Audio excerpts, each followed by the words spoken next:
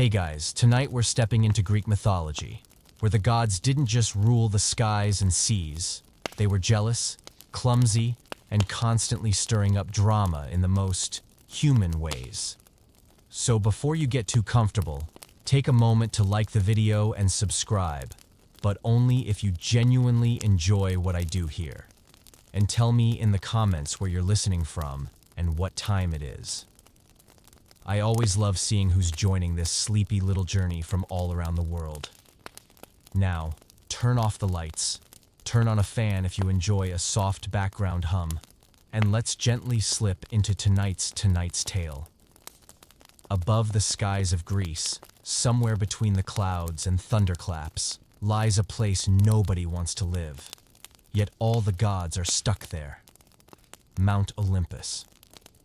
Imagine a golden palace with a divine fog and the echo of judgmental harp music, but supercharged. Welcome to the kingdom of the immortals. No pressure. At the center of it all sits Zeus, king of the gods, lord of lightning, and full-time husband with part-time commitment.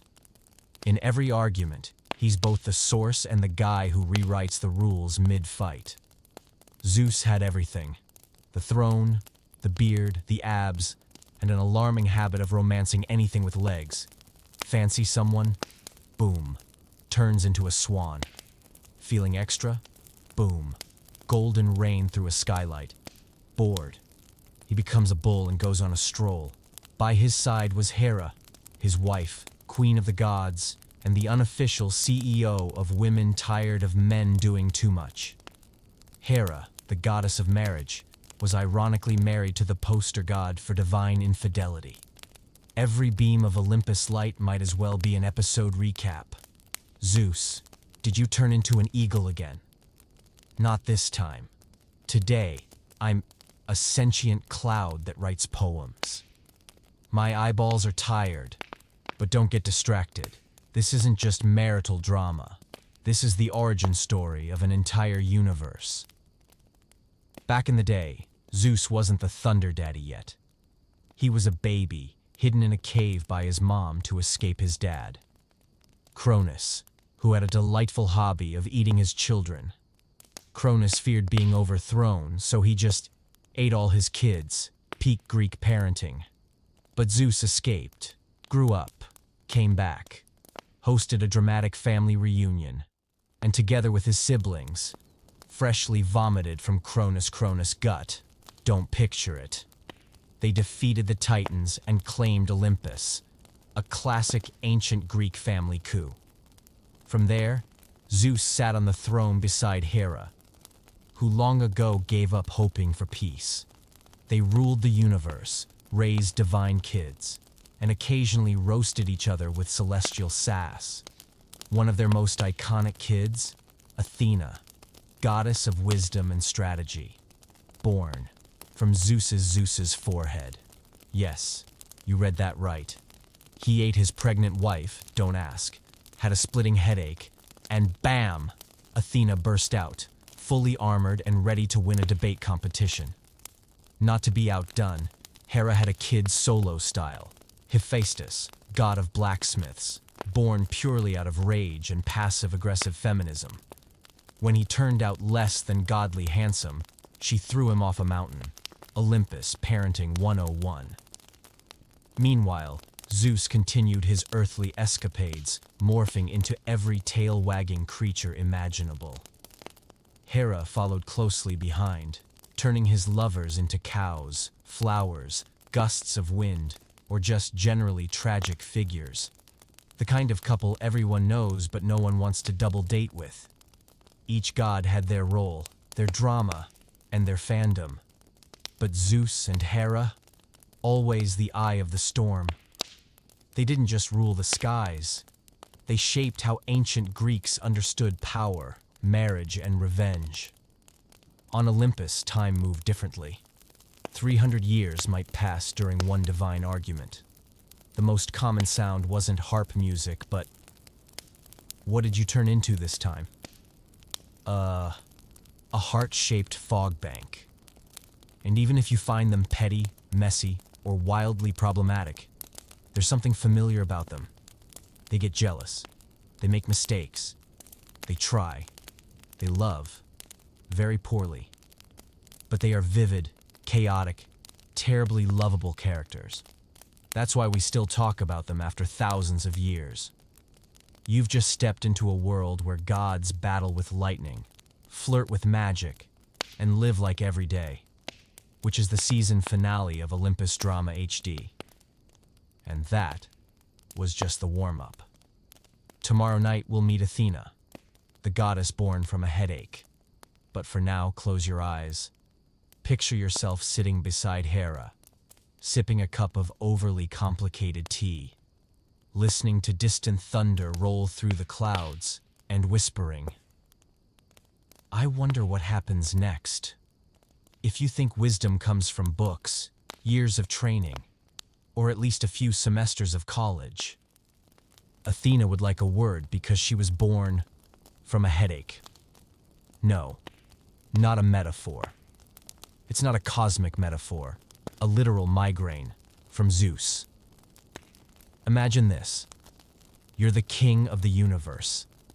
You can throw lightning, shapeshift into golden mist, and command storms.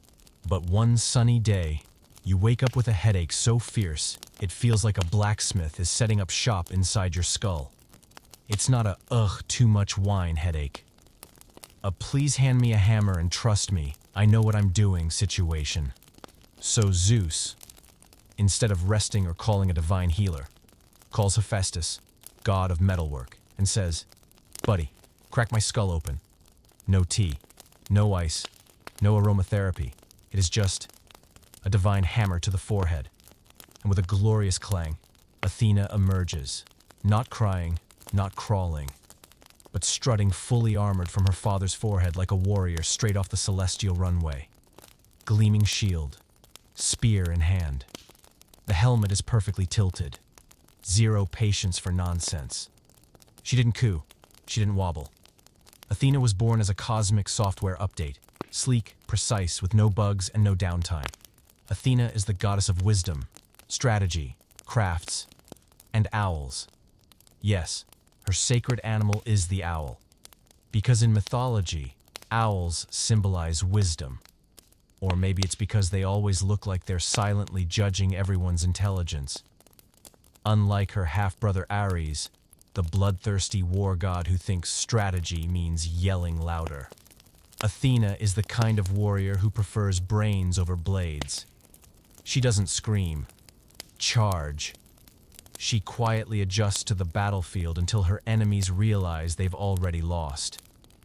If Ares is a battering ram through the front gate, Athena is the tech genius who hacked the alarm system and mailed you a polite letter explaining your defeat. Cool, composed, meticulous. Athena is a walking Excel spreadsheet in armor in a universe full of drama queens turning into swans and exacting petty revenge. Calm, clean, ready to correct your grammar, but not everyone liked that sharp sense of elegance. Once, a mortal girl named Arachne boasted that her weaving skills were better than Athena's. Athena, of course, heard this, because gods always hear shade, and instead of smiting immediately, she disguised herself as an older woman and visited Arachne. "Sweetie, maybe, don't." Arachne shrugged. "Just being honest." So they had a weave-off. Arachne wove a tapestry depicting the gods' less flattering romantic escapades. Athena, in response, wove scenes of divine power. Athena admired Arachne's work when both finished and said, "Okay, that's gorgeous. Also, wildly inappropriate." Poof. She turned Arachne into a spider. Moral of the story: don't challenge a goddess who can turn you into an eight-legged corner dweller with trust issues. But Athena wasn't all stern glares and retribution. In the Trojan War, she was a key strategist for the Greeks. She even devised the most legendary prank in history, the Trojan horse. Storm the gates? Nope. Let's gift them furniture. And boom, one massive wooden horse later, full of hidden warriors. That night, the Trojans slept. The next morning, they didn't. She also once competed with Poseidon, god of the sea, to become the patron of a new city. Poseidon struck the ground and summoned a spring of seawater. Not super helpful. Athena? She planted the first olive tree, the source of food, oil, shade, and centuries of Instagram-worthy salads. Naturally, the people chose Athena and named their city Athens. She became the goddess of civilization, intellect, and ideas so good they make people say, aha, even after millennia. One thing that made her truly different from other Olympians? She had 0 love scandals. Athena never dated chaste and never shape-shifted into a lovebird. She didn't need a partner. She had a purpose. And if she needed emotional support, she had owls. With a mind like a blade, a heart of iron, and an aura that makes everyone subconsciously sit up straighter, Athena wasn't just a goddess. She was the blueprint for every powerful presentation. And so, tonight, you've just relaxed through the story of one of Olympus's greatest minds. No explosions, no drama, well, minimal. Just quiet thunder, intelligent silence, and a very sharp helmet. Tomorrow night, we'll meet her brother, Poseidon. Brawny, moody, and emotionally tidal. But for now, close your eyes. Imagine a quiet Olympus where Athena reads by moonlight in her private library, her armor catching the glow, and a sleepy owl blinking slowly. Do you think the sea is relaxing? Cool breezes, gentle waves, golden sunshine? Well, not quite. Not when the guy in charge of the entire ocean is Poseidon, a muscle-bound, mood-swinging storm machine who carries a trident the size of a fishing boat, presumably to fight whales with his bare hands. If Athena is the cold logic of Excel in goddess form, then Poseidon is the living embodiment of the phrase, "I'm not okay, but I still want to cause a scene." Poseidon is Zeus's younger brother, and like everyone else in that chaotic divine family, he's got a long list of grievances. When the 3 brothers overthrew their father, Cronus, classic Greek family drama, they divided the cosmos. Zeus got the sky, Hades got the underworld, and Poseidon got the sea. Sounds cool. But Poseidon wasn't thrilled. The sea? As in, salty water? You want me to manage a wet abyss full of jellyfish and sadness? Zeus chuckled and tossed him a fish. Cheer up. But Poseidon turned his fury into fashion. His domain became a theater of power. Tsunamis, whirlpools, sea monsters with names like "Why is this a thing?" and storms that could flip ships like pancakes. And he didn't just keep his temper underwater. No, he exported his emotions to the mortal world. Remember the city of Athens? When it didn't even have a name, Athena and Poseidon entered a contest to win the city's favor. Whoever gave the better gift would get naming rights. Poseidon struck the ground with his trident. Boom! A dramatic geyser of water. Salt water, undrinkable. It's not great for crops. The people blinked. Thanks. We'll use it as vintage sea spray. Athena, meanwhile, quietly planted an olive tree. Fruit, oil, shade, insta-worthy. The people cheered. The city is named Athens. Poseidon stormed off. Quite literally. Poseidon is also the god of earthquakes. If he's mad, the ground shakes. He's less, "let's talk this out," and more, "let's rearrange tectonic plates." He doesn't live on Olympus. He has a glorious underwater palace built from coral, pearls, and shimmering green light. Think mermaid Pinterest board, but for gods. He rides in a chariot pulled by hippocamps, half horse, half fish sea creatures that drift like aquatic supercars and leave waves in their wake. If you hear waves and feel oddly unsettled, it might be because Poseidon stubbed his toe, or someone forgot to invite him to a party. He's tempestuous and unpredictable. and his love life is an underwater opera.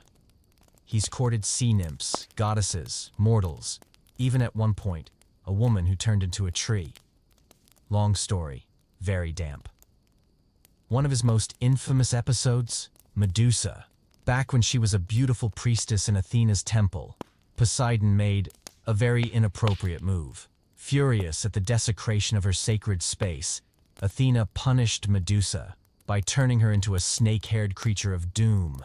Tragic, problematic, very Poseidon. Still, coastal cities adored him. Fishermen prayed for calm seas. Sailors offered gifts for safe voyages. Beach lovers hung his image like an angry uncle who might bless you with good surf if you show respect. Oh, and horses? Poseidon invented those. One day, in a surge of divine creativity, or boredom, he slammed his trident into the earth and, bam, out came the first horse. Sure, why not? Poseidon represents the sea's vastness, rage, beauty, and bipolar energy. One moment he's a calm tide brushing your feet, the next a hurricane shouting at your sandcastle. But beneath all that fury is something oddly lovable, like a grumpy uncle who storms out but still brings you fresh fish. And if you ask, did Poseidon ever truly love anyone? The answer is yes. The sea. The sea is his home, mood, and eternal playlist of salty lo-fi vibes. So the next time waves tickle your toes, imagine Poseidon raising an eyebrow and saying, "Tag me when you post beach pics." And just like that, you've drifted through the salty, stormy saga of Olympus's moodiest muscle man. But don't dry off yet. Tomorrow night we dive even deeper, to the quietest place in the world, the underworld. Home of Hades, Lord of the Dead, and possibly the only member of the divine family who doesn't enjoy chaos. For now, close your eyes. Imagine yourself floating gently in warm blue water, coral glowing beneath you, stars above, and a curly-haired god with a giant trident giving you a soft, knowing smile. The sea is mine, but the dreams, those are yours. You've met the god of the sky, Zeus, charming and just a bit of a flirt, and the god of the sea, Poseidon, glorious hair and a quick temper. Now, it's time to go down. Way down. Not to a basement, not to a cave, but to the farthest, darkest, calmest place of all, the underworld. This is the realm of Hades, Zeus's older brother, keeper of the dead, and possibly the only member of the divine Olympus family who doesn't actively cause drama. Hades doesn't turn into a swan to chase women. Hades doesn't smash the ground to make horses. Hades sits quietly, runs the realm of the dead, and counts souls. Sounds terrifying? Not at all. Hades is one of the most organized gods in Greek mythology. If you've ever worked with a soft-spoken manager who never forgets your birthday and keeps perfect spreadsheets, then you've worked with Hades. When the three brothers split up the cosmos after overthrowing their dad, Titan Family Drama 101. Zeus got the sky, Poseidon got the sea, and Hades drew the short straw. Wait, what is this? The land of the dead. Oh, fun. So Hades headed underground, where there's no sunshine, flying chariots, or morning god feuds. And honestly, it suited him. But let's be clear, the underworld isn't hellfire and pitchforks. No flames, no boiling cauldrons, no red devils doing cardio. The ancient Greek underworld is a gray, quiet realm where souls go after death. It's divided into areas like 1. Elysium, the VIP resort. Poets, heroes, kind souls. Think afterlife spa. 2. Asphodel Meadows, for average folks. Not great, not bad. Just meh. 3. Tartarus, the eternal timeout zone for traitors, god offenders, and people who called Zeus that guy. Hades runs it all like a cosmic HR manager. Very professional, fair, and much against the living, dropping by uninvited. His palace sits deep underground, built from dark stone, surrounded by the river Styx, and guarded by Cerberus, a three-headed dog who's adorable, if you're already dead. If not, he's less puppy and more final boss. To enter the underworld, you need a boat ride across the Styx, captained by the grumpy ferryman Charon. Tickets? 1 coin, placed in your mouth or on your eyes at burial. No coin? Sorry. You're haunting the riverbank like a tourist who missed the last bus. Despite being the god of the dead, Hades isn't evil. He's weirdly polite. No warmongering, no cheating, no confusing riddles. His only real misstep? Falling for Persephone. Yes, the infamous underworld romance. Persephone, daughter of Demeter, goddess of the harvest, just wanted to pick flowers in peace. But one day, Hades saw her, fell in love, very quietly, and kidnapped her. Yikes. Heavy, yes, but mythology is messy. Some versions say she grew to love him. Hades didn't offer sunshine, but he offered her something else. A crown, a throne, a kingdom. Also, a fruit, a pomegranate. The fruit that changes destinies. Demeter, meanwhile, went complete apocalypse mom. She searched everywhere. Crops died, plants withered, humanity nearly starved. Eventually, Zeus had to step in. Hades, give her back. Hades agreed, sort of. But first, he offered Persephone a few pomegranate seeds. Cosmic law. If you eat food in the underworld, you stay in the underworld, so they compromised. Half the year, Persephone returns to her mother, spring and summer. The other half, she rules beside Hades, fall and winter. And just like that, the seasons were born. 1 marriage, 4 global consequences. Hades doesn't have affairs. It doesn't shapeshift. It doesn't chase mortals while disguised as fog. He stays in his realm, loves his wife, walks his giant dog, and wants Olympus to stop starting drama for 1 day so he can process soul paperwork in peace. If death has ever scared you, remember. It's managed by a calm man in a dark cloak with a warm voice, a loyal pet, a devoted heart, and a strict no-entry policy for joyriding heroes. That's Hades, the god you'll never invite to parties, but who everyone will eventually meet. Tomorrow night, we'll rise from the underworld and return to the surface, where the grass is green, the crops are sacred, and Persephone's mom is out here planting wheat and scowling at the sun. Yes, we'll meet Demeter, the goddess of agriculture, and possibly the only being powerful enough to starve the entire world because she's upset. But for now, close your eyes. Picture yourself gently drifting along the river Styx. The sky is still and dark. The only sound is the gentle dip of oars. And just ahead, a pair of kind eyes watch you from behind 3 wagging tails. If you've ever wondered why there are 4 seasons in a year, forget meteorology. The answer is simple. Because one mother was just too sad. And that mother? None other than Demeter, goddess of agriculture, ruler of every grain of wheat, every blade of grass, and every time you planted a bean that may or may not have survived. Demeter is your classic type, hard-working, fiercely protective of her daughter, and willing to upend the global food system if her kid sheds a tear.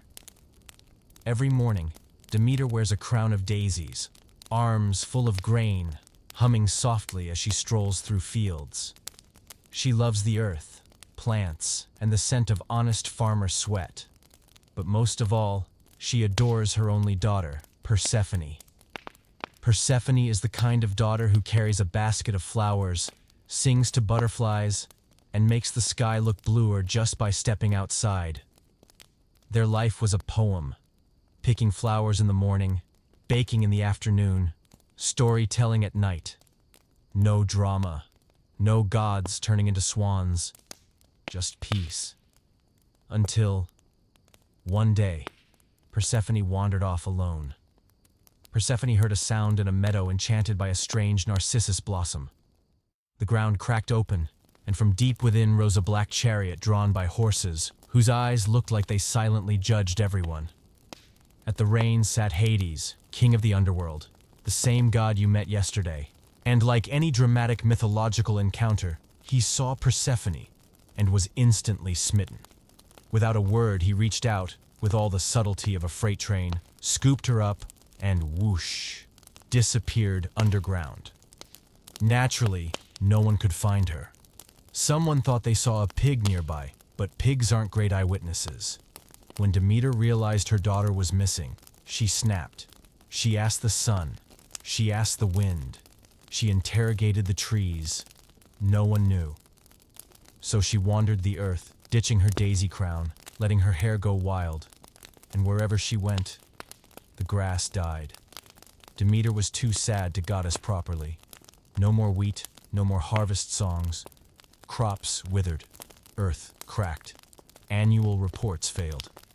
Humanity began to panic and called for an emergency meeting with Zeus. Can you, do something? We're about to start eating rocks. Zeus sighed, rubbed his temples, and summoned Hades. After a very intense family mediation session and a few warning bolts of lightning, Hades agreed to let Persephone go. But one small problem. She had eaten a few pomegranate seeds in the underworld. God rule number 4. Eat food down there equals you stay down there. A few seeds. One global climate shift. In the end, Zeus brokered a compromise. Persephone would split the year, half with her mother, Demeter's joy brings blooming fields, and half with her husband, Demeter's sorrow brings cold, dead soil. And so, spring and summer return when Persephone comes home, and autumn and winter arrive when she leaves. Demeter doesn't show up to godly battles.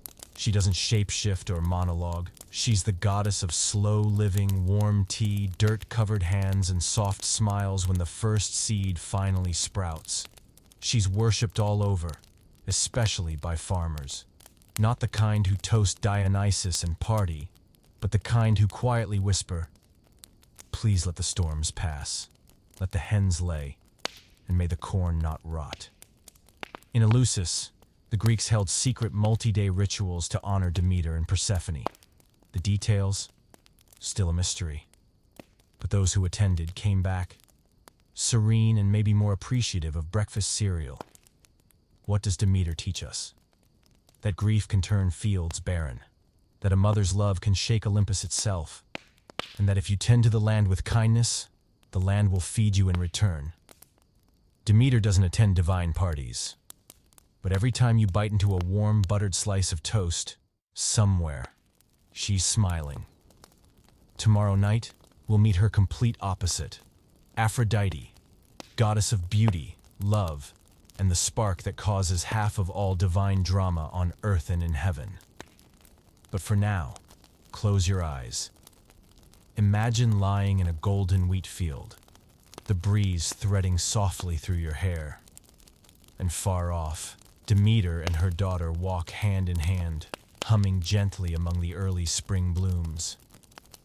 If you've ever thought beauty was just a charming smile, then you've never met Aphrodite, goddess of love and beauty, and the reason why at least 60% of Greek mythology's chaos started with someone being too attractive. Aphrodite doesn't walk into a room.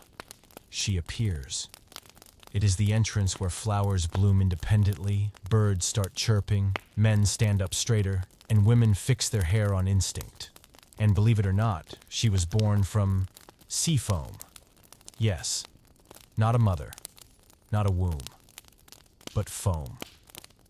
Her origin story is one of those romantic until you know the details myths. One day, the violent titan Cronus sliced off a specific body part from his father, Uranus, don't ask, and threw it into the sea. From the frothy waves, Aphrodite emerged, perfect, radiant, as if the entire universe sighed, "Whoa, gorgeous." So yes, never underestimate the power of salt water and a dramatic day at sea. Aphrodite embodies everything that makes your heart skip a beat. A lingering glance, a soft smile, a gentle touch, or a late night, "Are you still awake?" text. She's not just pretty. She understands love, and she uses it like a weapon. A shimmering spell capable of toppling empires and making even the most rational gods mumble, "I don't know, I just feel something." Zeus, always wary of intergod drama, feared her beauty would ignite romantic chaos on Olympus. So he married her off to the least threatening bachelor, Hephaestus, god of the forge, slightly limping, oil-stained, always in armor. Did it work? Not quite. Aphrodite had beauty and experience. And while Hephaestus could craft indestructible swords, he couldn't forge a heart that craved passion and adoration. Enter Ares, the god of war, strong, silent, smoldering, the fire to her flower. They became lovers secretly, meeting on quiet nights, until the day they were caught. Hephaestus, though quiet, wasn't dumb. He set a divine trap, capturing the pair mid-romance in a magical net, and summoned every god to witness the scandal. Olympus watched, wide-eyed. A full-blown celestial red carpet fiasco. And Aphrodite? She just smiled. Because, let's be honest, she was too beautiful to be cancelled. One of her most famous tales? The Golden Apple Incident. Eris, goddess of discord, crashed a divine banquet she wasn't invited to and tossed in a golden apple inscribed with, "To the fairest." 3 goddesses stepped up, Hera, Athena, and of course, Aphrodite. Their judge, a mortal prince named Paris of Troy, just handsome enough to be entrusted with determining the fate of the cosmos. Each goddess offered him a bribe. Hera promised power. Athena offered wisdom and victory. Aphrodite? She smiled, leaned in and whispered, "I'll give you the most beautiful woman in the world." Paris chose love. The prize? Helen, who, minor detail, was already married to the king of Sparta. And thus, the Trojan War began. All because of one promise from Aphrodite. Who says beauty isn't dangerous? But don't mistake Aphrodite for just a chaotic, pretty face. She also represents sacred love, deep connection, the magic of a first kiss, and the comfort of a meaningful hug. Many couples owe their bond to her, even if they never knew it. She appears in dreams, shy confessions, scribbled love letters, and every time your brain melts when someone texts, "Hey," and you can't think straight. Her symbols? Doves, mirrors, and shells, not to be confused with conches.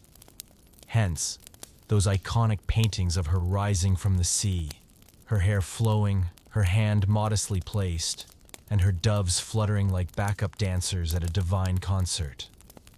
Aphrodite teaches us that beauty isn't just to be seen, it's to be felt. That love, even messy, makes life worth living. And that if someone makes you blush with just a look, Aphrodite might have just passed by. Tomorrow night, we go in the opposite direction, to Ares, the god of war.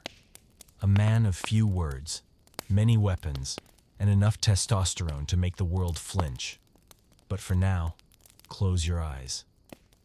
Imagine you're floating on calm waves, the sky glowing with sunset pink, and from the surf steps, a golden-haired goddess, eyes smiling, gently cradling a flower in her hand. If War were a person, he'd be nearly 2 meters tall, dressed in dark armor, holding a bloody spear, and scowling whenever someone brushed his shoulder.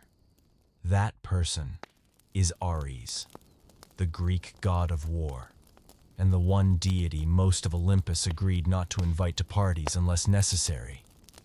Ares is not into a strategy like Athena. He doesn't talk things out. He doesn't make plans, weigh pros and cons, or draw tactical diagrams. He walks onto the battlefield and fights. Simple, loud, bloody, very Aries. In a family where emotional outbursts are practically a hobby, Aries still stands out. Famous for his ability to go from zero to violent in 0.3 seconds. Look at him the wrong way. Fight. Mention Athena's name. Bigger fight. Ask him if he needs a hug. You will get one, Spartan style. Ares is the son of Zeus and Hera, but not the child they brag about. Even Zeus once said, "What kind of son is this? Always killing, no self-control, no class." Yep, when your dad calls you uncultured, ouch. But Ares doesn't care. He's not here to win popularity contests.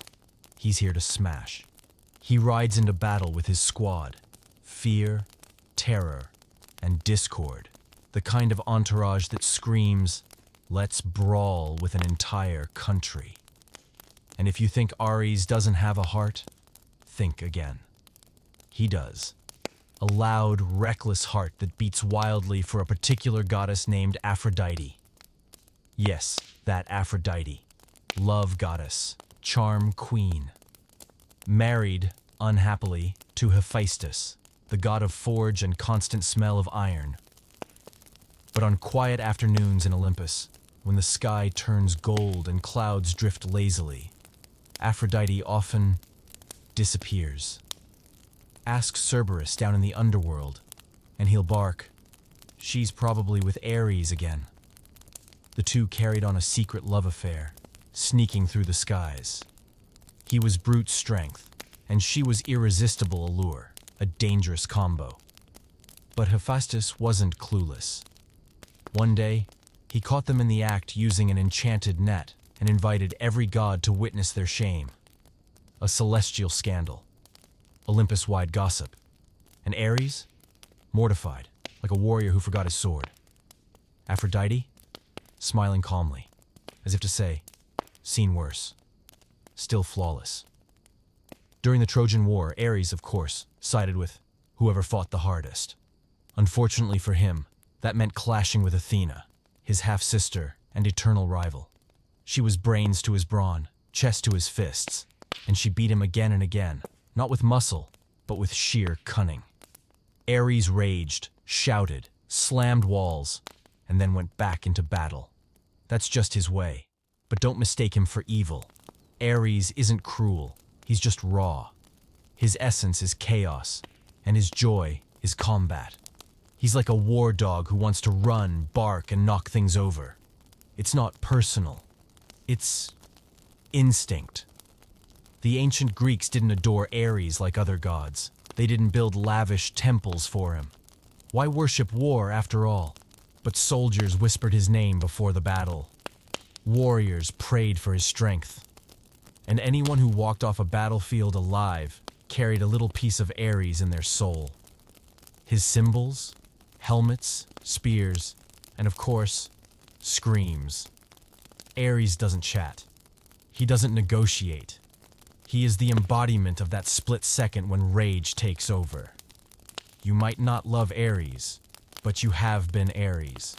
When you've slammed a desk, shouted into a pillow, or cursed after stubbing your toe on the coffee table. Ares teaches us that violence is a primal urge, dangerous but honest, and that power, when harnessed, becomes strength. But if not, steer clear when you see him clenching his jaw. Tomorrow night, we'll meet his twin sister, Artemis, goddess of the hunt, the moon, and the original queen of not interested, please leave me alone. But for now, close your eyes. Picture a battlefield gone quiet. Dust hangs in the air. Ares sits alone among shattered shields, wiping blood from his spear, staring up at the stars with a question no one ever hears. Suppose you've ever felt exhausted by loud parties, nosy questions, and people constantly asking, "So when are you getting married?" Congratulations, you've just found your patron goddess, Artemis, goddess of the hunt, protector of independent women, hater of drama, lover of wild dogs, and fully capable of shooting your heart from across 3 mountains. Artemis doesn't need anyone texting "wed." She doesn't need awkward poetry or romantic candlelit dinners. She has her silver bow, ancient forests, a loyal herd of deer, and a hunting schedule fully booked until at least 2075. She's the twin sister of Apollo, the god of the sun, music, and prophecy. Though born only minutes apart, they're opposites in every way. Apollo thrives on performance, light, and attention. Artemis? She wants peace. Peace in the woods. Peace under moonlight. Peace in the dead of night, when everything is asleep except the breeze brushing through flowers and wild creatures tiptoeing softly as if they know she's thinking. From a young age, Artemis vowed to her father, Zeus, that she would never marry. No courtship, no wedding, no dress, no cake. Instead, she asked for a pack of deer, a silver bow, and the freedom to roam the forests without anyone asking, "Have you met someone yet?" A bit stunned, Zeus agreed, probably because he sensed this daughter would shoot a man in the foot for saying the wrong thing. Artemis doesn't travel alone. She's always surrounded by her band of maiden huntresses, young women just as fierce, free, and equally uninterested in gossip-filled tea parties. They live in the wild, bathe in waterfalls, practice archery, talk to dragons, and fall asleep beneath moonlit canopies. If Olympus were a noisy office sitcom, Artemis would be the one who quit to open a quiet nature lodge far away from it all, and only let in guests who don't talk too much. But peace doesn't come easy. As a beautiful huntress often dressed in short tunics and wandering deep forests, Artemis attracted her fair share of the curious. Take Actaeon, a young hunter who one day accidentally stumbled upon Artemis bathing in a sacred spring. He didn't mean to, he just wandered in. Bad idea. Artemis saw him. Her eyes flashed like a rising crescent moon, and boom, she turned him into a stag on the spot. There is no time to explain, no second chances. Then, in a poetic twist of tragedy, his hunting dogs, not recognizing him, chased him down and tore him apart. The moral of the story: don't spy on bathing goddesses. Also, maybe don't raise dogs that are too loyal. Though Artemis is fierce, she's not cold. She protects children, the vulnerable, and especially women. She's the guardian of unmarried girls, those still finding their voice in a noisy world, and anyone who chooses to live differently. In many myths, Artemis punishes those who harm women, mortals or gods alike. She doesn't scream. She doesn't threaten. Just a steady gaze, a silver arrow, and the soft hush of wind send the message. No one touches those I protect. She's also linked to the moon, the quiet sister of the sun. While Apollo blazes through the day, Artemis gently lights the night. She isn't blind. She doesn't demand. She appears, reflecting a different kind of beauty, the beauty of stillness. You won't find Artemis at Olympus parties. She hates the smell of wine, doesn't care who's dating who, and has no interest in shape-shifting to flirt like certain other gods. Zeus, we see you. She prefers trees, wind, the sound of hooves on damp stone. And if anyone has ever been lucky enough to sit with her beneath the stars, hearing her whisper stories of the world in a voice as soft as mist, they've touched a rare, tender part of Artemis's soul. She teaches us that solitude isn't loneliness, that quiet doesn't mean weakness. Choosing your path, hunting your dreams, and loving your company might be the highest forms of love. Tomorrow night, we'll meet her twin brother, Apollo, a man of music, riddles, sunlight, and a breakup history longer than the prophecy scrolls at Delphi. But for now, close your eyes. Picture yourself resting on a quiet hilltop under tall pine trees. The moonlight glows across your skin, and somewhere nearby, silent footsteps move past. Artemis herself, leaving behind the scent of wildflowers and a feeling that you are entirely, deeply safe. If every god on Mount Olympus were in a bizarre mythical band, Apollo would be the front man, handsome, draped in flowing robes, harp in hand, with a fan club stretching from Olympus to the mortal realm. Apollo is the god of light, music, healing, poetry, truth, prophecy, idealism, the sun, and occasionally, over-flirtation. In short, he's the type of guy who sings beautifully, heals wounds, has six-pack abs, and delivers life advice like a TED Talk. The kind of golden boy that makes even the other gods feel inadequate. Born to Zeus and the goddess Leto, Apollo's birth story was anything but peaceful. Here, as per usual, he was ragingly jealous and banned Leto from giving birth anywhere on solid land. Homeless, landless, and unsupported, Leto eventually gave birth to twins on a drifting island named Delos. Artemis emerged first, calm, quiet, effortless. Then came Apollo, accompanied by blazing sunlight, birdsong, and a celestial background score. From the moment he was born, Apollo had main character energy trademark. He grew up at Godspeed. Within days, he was playing the lyre, composing poetry, healing villagers, and, naturally, going off to fight giant serpents. No joke. His first heroism was slaying Python, a monstrous serpent guarding Delphi. Apollo defeated it, claimed the sacred site, and became CEO of the greatest spiritual hotline in Greece, the Oracle of Delphi. Delphi attracted everyone from kings to shepherds seeking guidance. But be warned, Apollo's advice often came with a poetic twist. Ask a question, and you might get, "If you march, a great empire will fall." Excited, you march off to war, only to find the empire that falls as your own. Classic Apollo. Technically helpful, but emotionally ambiguous. Romantically, Apollo shined like the sun and crashed like a comet. One of his most painful crushes was on Daphne, a beautiful forest nymph with zero interest in dating. Apollo spotted her, heart instantly pounding. He chased her, serenaded her, showered her with poetry, and she just ran faster. Desperate, Daphne begged her father to help. He did, by turning her into a laurel tree. Leaves are soft, limbs graceful, and roots firmly planted. Apollo, heartbroken, hugged the tree and whispered, "From now on, I'll wear your leaves on my head." And that's how the laurel wreath, Olympic symbol of victory, was born. Thanks to a rejected love story. Another romantic fail? Cassandra, Princess of Troy.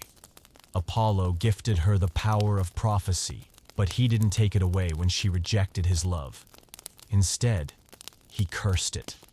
Now she could still see the future, but no one would believe her. She warned the Trojans about the wooden horse. No one listened. She screamed of doom. Everyone smiled politely and ignored her. It is a tragedy so perfectly Greek that it deserves a 3-act play. But Apollo wasn't just about drama. He was multi-talented. As god of music, his lyre could calm storms, soothe angry gods, lull warriors to sleep, or charm birds from the trees. As god of healing, he taught medicine, diagnosed fevers, and probably invented the first herbal tea for flu. He could shoot a plague arrow one day and cure it the next. Apollo was your guy if you needed a one-stop shop for music lessons, prophecy, skincare, and light therapy. Just maybe, don't date him. His symbols include the lyre, sun, laurel wreath, and that slightly sad gaze of someone dumped by mortals and trees. Apollo teaches us that brightness doesn't always win, but still matters. That even the wisest can be foolish in love. And that, yes, You can be a divine rock star and still get turned down by a tree. Tomorrow night, we'll meet the most chaotic god on Olympus. Hermes, the messenger god, the trickster, the thief, and the only newborn to steal his brother's cows, lie about it convincingly, and walk away with a job promotion. But for now, close your eyes. Imagine a soft golden afternoon. Apollo sits beside a quiet lake, strumming his lyre. Sunlight dances through his golden curls, and each note he plays is a gentle apology for every love that slipped away. If Olympus had a group chat, Hermes would be the first to text, the fastest to reply, the most creative with emojis, and the one who accidentally drops memes into serious divine meetings. Hermes is the god of communication, speed, action, commerce, thieves, and everything involving urgent movement. One of the busiest gods on Olympus. Imagine him as the kind of guy who's delivering a message, cracking a joke, and scheming a side hustle, all within 3 steps. He's the son of Zeus and a nymph named Maia, one of the 7 Pleiades sisters. Maia lived quietly in a cave far from Olympus, but Zeus, being Zeus, did not do quiet. Result, 1 divine baby. But Hermes wasn't your average infant. Within minutes of being born, he escaped his cradle and planned a cattle heist. That's right. He stole Apollo's cows, not out of hunger, not out of spite, just for fun. The heist was impressive. He walked the cows backward to hide the tracks, took a detour, imitated bird sounds to cover the noise, and quietly snuck back into his crib, pretending nothing had happened. Apollo, realizing his cows were gone, stormed in, eyes flashing, harp vibrating, voice pitching high like a conductor whose orchestra just vanished. "Who stole my cows?" Hermes, a literal divine newborn, yawned dramatically and replied, "I was born like 4 hours ago. What's a cow?" The case went up to Zeus, and here's the twist. Instead of punishing Hermes, Zeus burst out laughing. "He stole cows? Crafty little thing. Let's make him our divine messenger." And just like that, Hermes became the official courier of the gods. But he wasn't just a mailman. Hermes escorted souls to the underworld, delivered orders from Olympus, carried gossip between realms, and occasionally passed along rumors without verifying sources.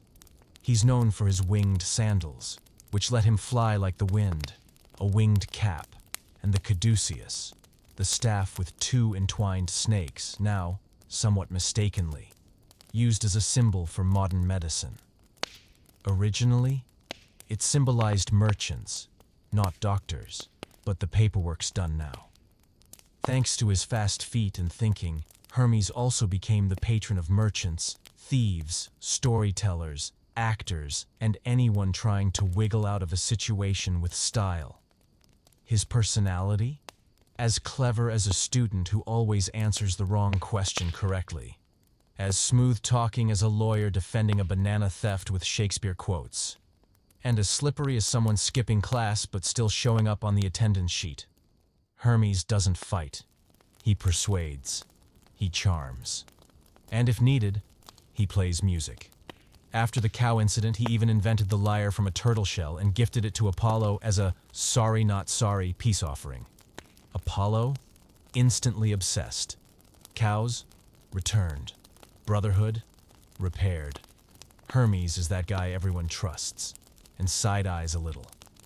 Zeus gives him the most challenging missions, delivering horses, passing laws, fetching lovers, spying on wanderers, you name it.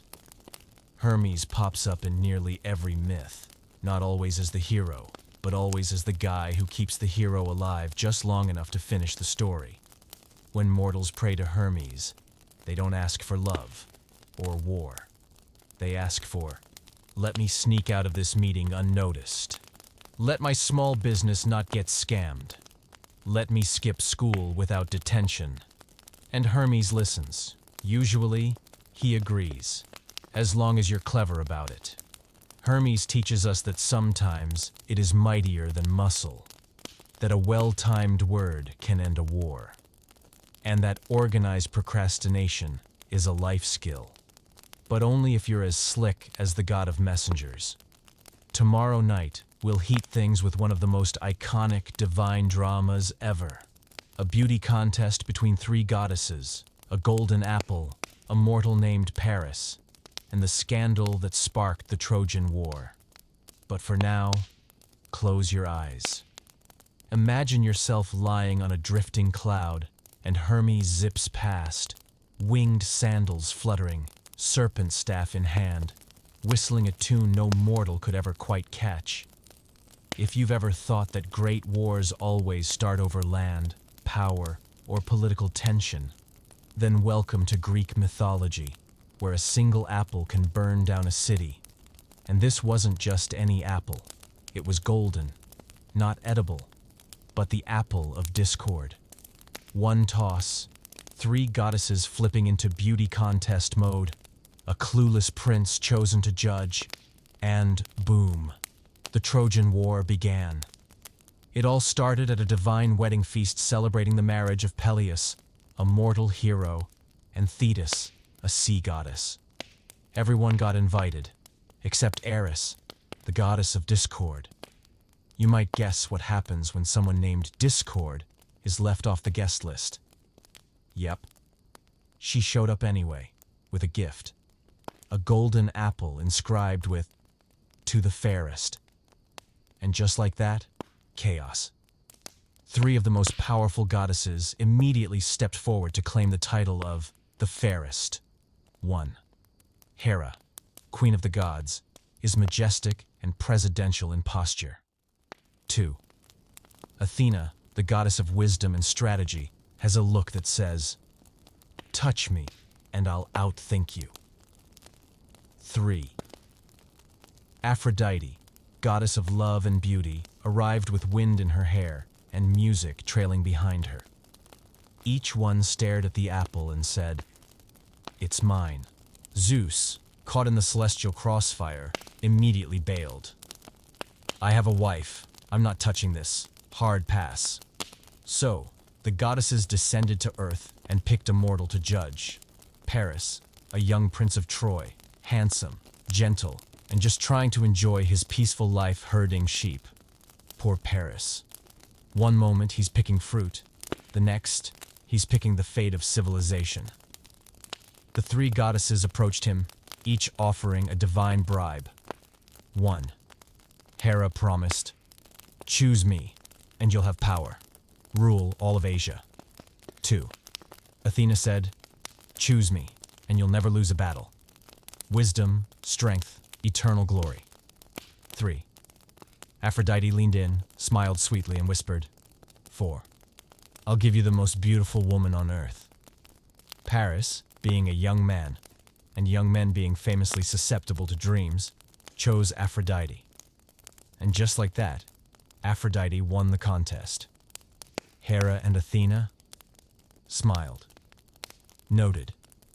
And who was this most beautiful woman on earth that Aphrodite had promised?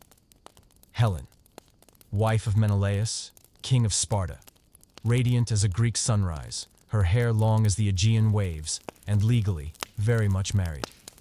But Paris, now enchanted by Aphrodite's divine favor, journeyed to Sparta, met Helen, and somehow ran off together to Troy. Whether it is love or magic, who knows? The script demanded it. Result? Menelaus was furious. Sparta was enraged. Greece mobilized to get Helen back, and so began the Trojan War. 10 years. Countless heroes lost. All over. An apple. And the gods? They picked sides, of course. 1. Hera and Athena, bitter from their loss, sided with the Greeks. 2. Aphrodite naturally shielded Paris with her divine love. 3. Apollo offered musical support and some suspiciously misleading prophecies. 4th, Ares fought for whoever let him fight the most. And so gods and mortals plunged into one of mythology's longest and bloodiest wars. This golden apple tale teaches us a few things. 1. Never throw a party and forget to invite someone, especially if their name is Discord. 2. Beauty contests rarely end in roses. More like spears. 3. And if you're a handsome mortal, steer clear of goddesses arguing about appearances.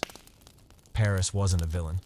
He was just in the wrong place, at the wrong time, with gods dragging him into a game far beyond his league, where every move burned cities. And it all began with a straightforward question. Who's the fairest of them all?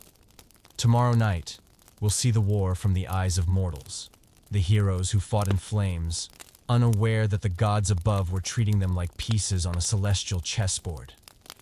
But for now, close your eyes. Imagine a twilight garden bathed in silver moonlight.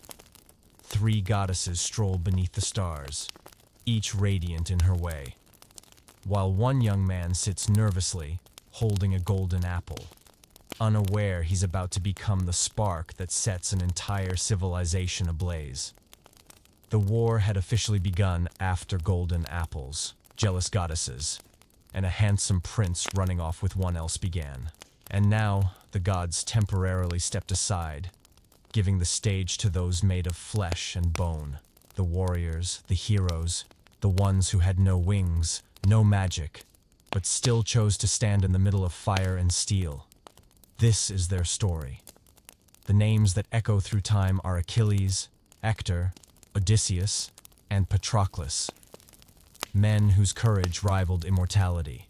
Let's begin with Achilles, the fiercest warrior on the Greek side, beautiful, temperamental, and bearing a name you've probably seen at least once on a literature quiz. Achilles was the son of Peleus and the sea goddess Thetis. From the moment he was born, his mother knew that being mortal was no easy fate. So she tried to make him invincible. She dipped him in the river Styx, the sacred waters of the underworld. But when she did, she held him by the heel. And so, his entire body became invincible except for that tiny heel. Yes, the famous Achilles heel is the most iconic weakness in all of mythology, and it is now a metaphor for anyone who seems strong, but still has a fatal flaw. Achilles grew up quickly, talented, and handsome, but not a fan of orders. He was drafted when the war began, but tried to dodge it by pretending to be a girl. No joke. Thetis hid him on an island, dressed in women's clothes, and made him live among girls. But there's one thing you can't hide: warrior vibes. Odysseus, the sharp-witted king of Ithaca, disguised himself as a merchant selling jewelry on the island. Among the baubles, he threw in a sword. The girls all rushed to the shiny accessories. Achilles? He grabbed the sword like it was second nature. Busted. And so he joined the Greeks, bringing a storm and a pair of god-tier sandals. On the other side, we meet Hector, Prince of Troy, brother of Paris, and bearer of all the family's dignity, wisdom, and responsibility. Hector had no divine buffs, no immortality, no enchanted armor, no mystical heel, but he had the heart of a brother, a general, and a father, which made him a symbol of loyalty and honor. He didn't fight out of blind passion. He fought to protect his home from the chaos unleashed when his brother returned with another man's wife. Achilles and Hector both knew that war wasn't glory, but one fought out of rage, the other out of duty. 2 men, 2 worlds, and then they collided. The clash between Achilles and Hector is the emotional peak of the Trojan War. Achilles was in a fury of grief.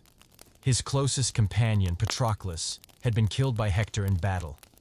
Patroclus had worn Achilles' armor, hoping to rally the troops. But Hector, thinking it was the real Achilles, struck him down. When Achilles heard the news, he snapped. No strategy, no mercy. He charged into battle, like pure wrath in human form. Hector knew he would die. But still, he stood at the gates of Troy, waiting, not hiding, not begging. Their duel shook the ground.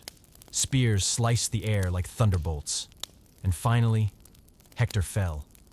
Achilles, mad with pain, tied Hector's body to his chariot and dragged it around the city, a brutal message to all of Troy.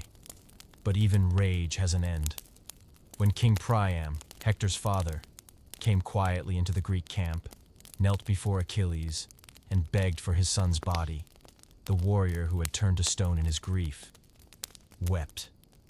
He returned Hector's body, and in that moment, the myth became something achingly human. Achilles would later fall too, just as foretold.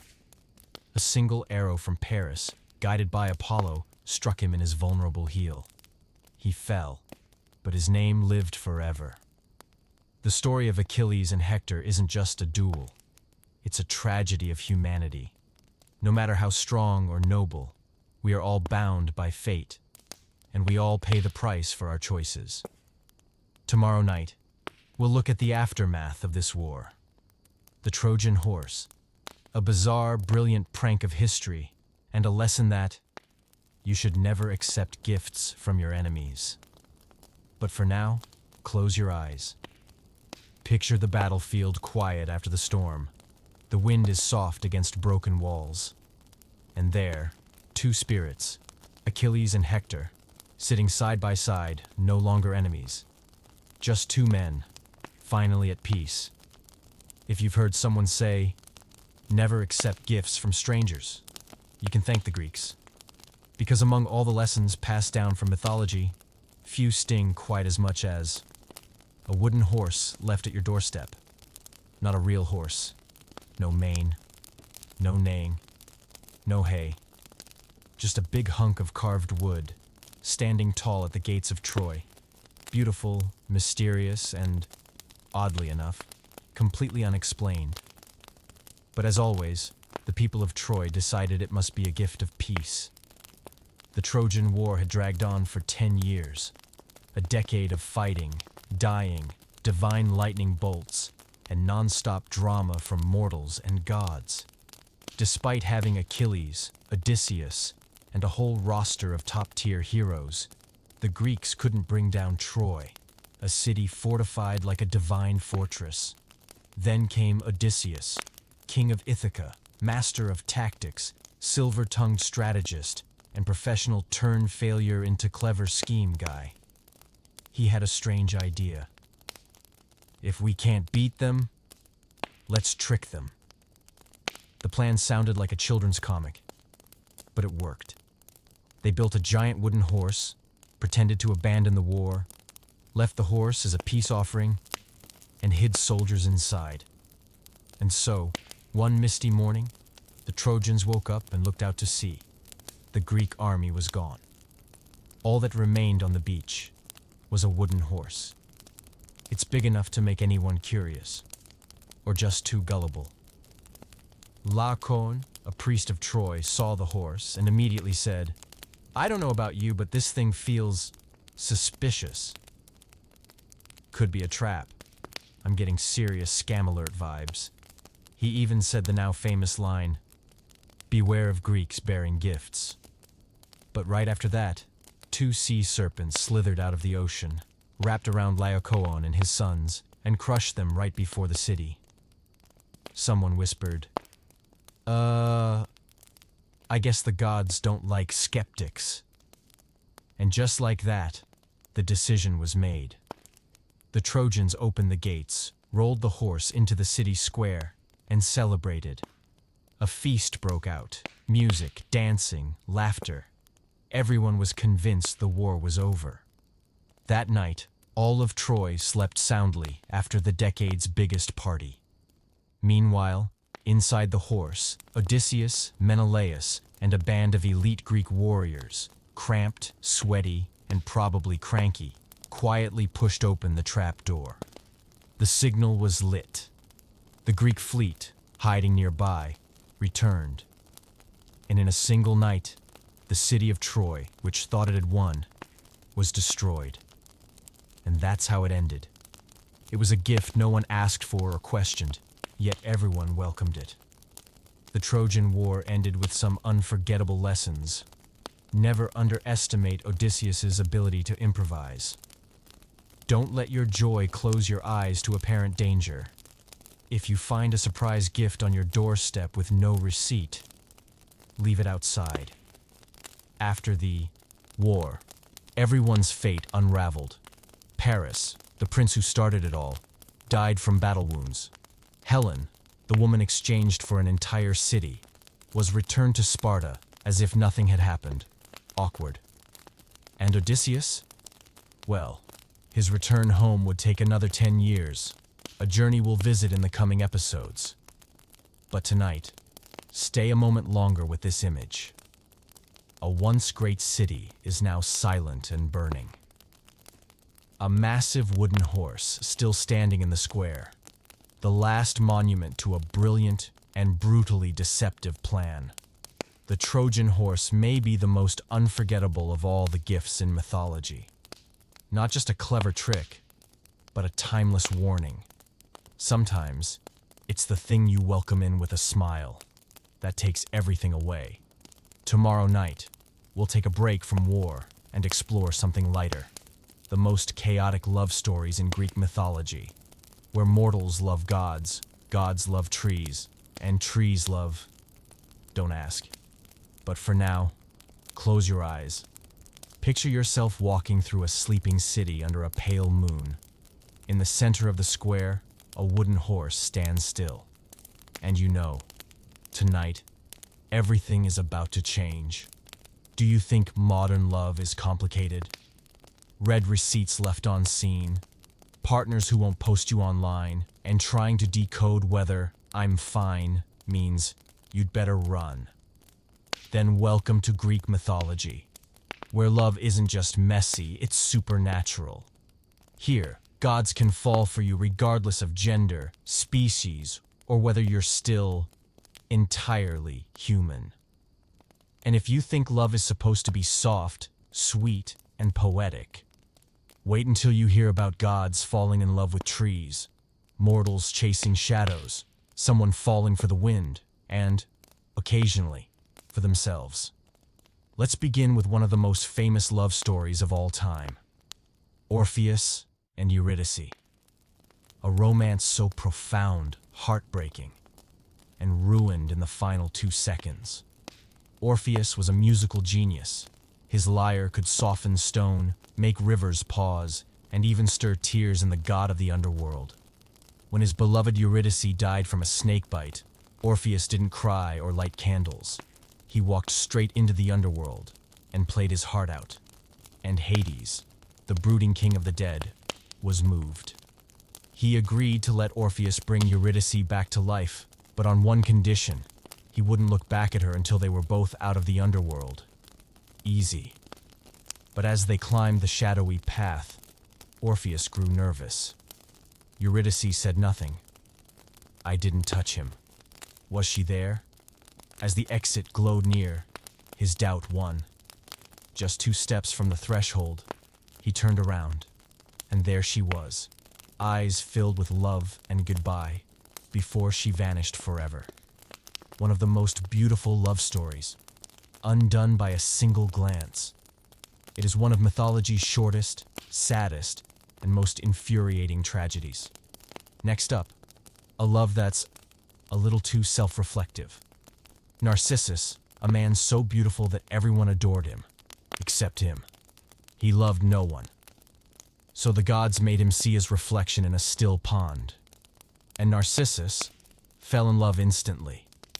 He sat there for days, gazing into the water, speaking to the image, refusing to eat or drink until he faded away and transformed into a delicate white flower growing at the water's edge. What is the name of the flower? Narcissus. A bloom for those too obsessed with their reflection. Still not strange enough? Meet Pygmalion. A lonely sculptor unimpressed by real women. Perhaps they talk too much. So he carved one from stone. Perfect, silent, flawless. He spoke to her, hugged her. I gave her gifts, though she had no mouth to thank him. The goddess Aphrodite, touched by his devotion and probably amused, brought the statue to life. The two married, had children, and hopefully worked out a fair dusting schedule. Now, let's talk about Apollo and his doomed love for Daphne. Apollo fell hard, burningly hard. He chased her through fields, recited poetry, and played harp concerts on the go. Daphne, thanks, but no thanks. I prefer solitude over serenades. Just as Apollo nearly caught her, Daphne begged her river god father to save her. And as with most mythological solutions, she was turned into a tree. A laurel tree, to be exact. Hair became leaves. Feet became roots. Arms stretched into branches. Apollo, devastated, hugged the tree. Then, like many heartbroken romantics, he declared, "Fine, I'll wear her leaves on my head forever." And thus, the laurel wreath was born, a symbol of victory, born from a love that never was. Another tale. Zephyrus, the god of the west wind, fell in love with a mortal named Hyacinthus, whom Apollo also loved. Two gods. One beautiful boy. Zephyrus grew jealous. And one day, while Hyacinthus played discus with Apollo, Zephyrus blew a gust of wind, and the discus struck him down. Hyacinthus died. Apollo wept. And from his tears and Hyacinthus's blood, a flower bloomed. The hyacinth. Its petals were said to carry faint markings, Apollo's grief, written in bloom. Now you might ask, were any of these love stories happy? Well, some, but not many. In Greek mythology, love always dances with tragedy, not because the gods couldn't love, but because they loved too much, too recklessly, and never read the fine print of dating a deity. And yet, these messy, heartbreaking tales have lasted for millennia, because somewhere in the longing of Orpheus, the obsession of Narcissus, the devotion of Pygmalion, or the despair of Apollo, we see something deeply human, the desire to love, to be seen, and to hold on to someone forever. Tomorrow night, we'll wander into the divine marketplace, home to the strangest creatures in mythology. Centaurs, minotaurs, snake people, flying lions, and one beast so bizarre that its name alone is enough to make you run. But for now, close your eyes. Imagine sitting beside a still, moonlit lake. The surface shimmers, and in the reflection you see a gentle smile, perhaps from the one you love, or maybe from yourself. If you thought mythical creatures were just dragons and unicorns, welcome to ancient Greece, where it seems someone doodled something weird on paper and the god said, "Sure, let it live." And just like that, boom, we've got a legendary creature lineup full of beings you wouldn't call cute, but couldn't look away from. From half-horse people, winged lions, and snake-headed women to monsters with only one eye, Greek mythological creatures are born from fear, creativity, and a healthy dose of sleep-deprived imagination. Let's begin with the centaur, half man, half horse, always looking like he just finished philosophy class and galloped straight into a brawl. Centaurs have the body of a horse and the torso of a man, human intellect, equine strength, and, unfortunately, a tendency to get drunk and punch things. But not all centaurs were wild. One stood out, Chiron, wise, kind, and respected.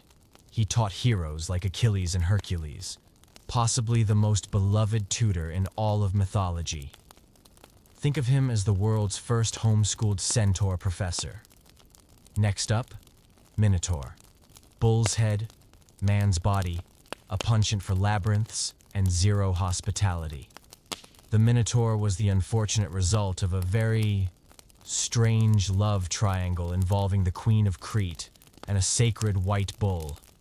Yes, really. Born half man, half bull, he was locked in a maze so neighbors wouldn't freak out. All he wanted was to be left alone. But every year, people sacrifice a few humans in the maze. One day, Theseus entered, avoiding being eaten and defeating the Minotaur, thanks to a sword and a ball of string, which honestly deserves more credit. The Minotaur became a symbol of the fear we trap inside ourselves. And a reminder, if you build a maze to hide your problems, eventually, someone will come to clean it out. Next, the one and only Medusa, a woman with hair made entirely of living snakes. Once a beautiful maiden serving in Athena's temple, Medusa was transformed into a monster, punished or cursed depending on the version. Her hair turned to snakes, and her gaze could turn anyone to stone. She lived in isolation on an island, until Perseus, son of Zeus, showed up with one job: bring back her head. Instead of fighting her face to face, he used a mirrored shield to avoid eye contact, then beheaded her. But right at that moment, from Medusa's severed neck, leaped Pegasus, the winged horse. Yes, you read that right.